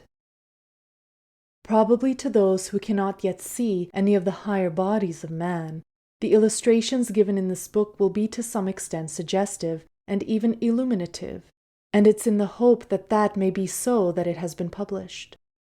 Yet those who can see, while recognizing fully the painstaking care and skill of the artist, will agree that even the lowest of these superphysical planes can never be adequately portrayed on paper or canvas. If this be true, as it assuredly is, how much more hopelessly impossible, if one may be pardoned the use of an improper but expressive phrase, must it be to try and represent the adept, a man who has attained the goal of humanity, who has become something more than man. In his case, the size of the causal body has enormously increased, and shines with a sun-like splendor far beyond all imagination in its glorious loveliness. Of the beauty of form and color, here no words can speak, for mortal language has no terms in which those radiant spheres may be described. Such a vehicle would be a separate study in itself, but one quite beyond the powers of any but those who are already far on the path. This at least may be seen, that such a body is not only much larger than that of ordinary man, but also has its colors differently arranged. These no longer move in whirling clouds, but are arranged in great concentric shells, yet penetrated everywhere by radiations of living light, always pouring forth from him as a center. The form of colors differs according to the type to which the adept belongs, so that there are several well-marked varieties among their glory. Strangely enough, considering the recondite character of the subject, a tradition, a perfectly accurate tradition, of this fact has been preserved in many of the roughly drawn pictures of the Lord Buddha, which one sees upon the temple walls in Ceylon. The great teacher is usually represented there surrounded by an aura, and the strange thing is that though the coloring and general arrangement of those surroundings would be grotesquely inaccurate and even impossible if intended for that of an ordinary man, or even for that of an ordinary adept, if one may without irreverence use such an expression, yet it's a rough and material representation of the actual higher vehicle of the adept, of that particular type to which this great one belongs. It's noteworthy also that the lines of the health aura are drawn in some of these primitive pictures. If it's impossible to attempt to illustrate the causal body of the master, it may be yet worthwhile to give some idea of the relative size and appearance of that of one of his more advanced pupils, one who has attained that fourth stage of the path which in Oriental books is called that of Arhat. Parentheses, see Invisible Helpers, page 172. Such an endeavor has been made in Plate 26, but an effort of the imagination even greater than usual is necessary to complete the picture, by reason of the fact that the colors of this causal body have two characteristics which are irreconcilable here on the physical plane. They are distinctly more delicate and ethereal than any that have been previously described, yet at the same time, they're fuller, more brilliant, and more luminous. Until we can paint with fire instead of mere color, we shall find ourselves always on one horn or other of the dilemma. For if we attempt to represent the depth and richness of color, it must look dense and solid. If we try instead to give its marvelous transparency and luminosity, then the colors must be entirely lacking in the wonderful power and brilliance which is so prominent a characteristic of the glorious reality. Since, however, an effort has been made in the case of other causal bodies to give an idea of the transparent ovoid form, it seems better in this case to try to give depth of color, its arrangement, and relative size. This last can be brought into proportion only by the expedient of decreasing many times the size of the physical body in our picture. For if we retain the same scale as that previously employed, the causal body of our hut would need to be represented as some yards in length and breadth. Consequently, we're compelled to reduce very much the drawing of the physical form in order that the causal body, when drawn in proportion to it, may come within size of even a double plate. But even at the best, such a drawing can only be regarded as a help to stimulate us in an effort to make a mental image, an image which may perchance be less hopelessly inadequate than the physical representation.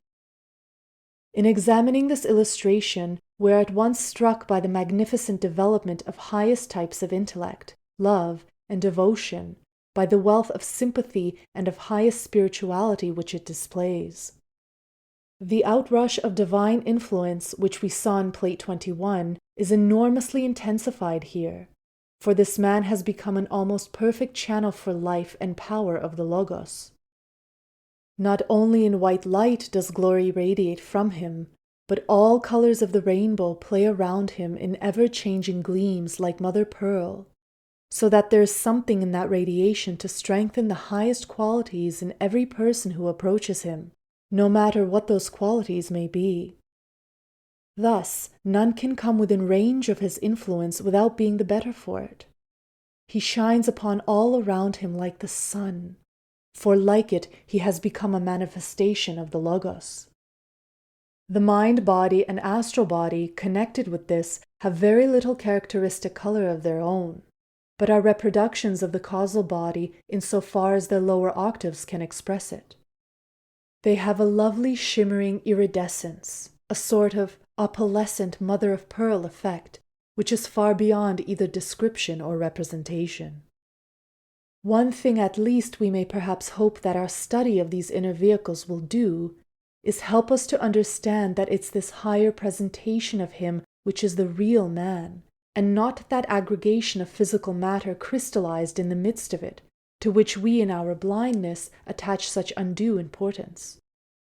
The very man himself, the divine Trinity within, we may not see. But the more our sight and knowledge increase, the more nearly we approach that which veils itself in him. And if for the moment the highest vehicle of his, which is perceptible to us, is the causal body, then that's the nearest to a conception of true man that our sight will at present give us. If the same man be looked upon from the standpoint of lower mental levels, naturally only so much of him can be seen as can be expressed in that mind-body which is the manifestation of personality.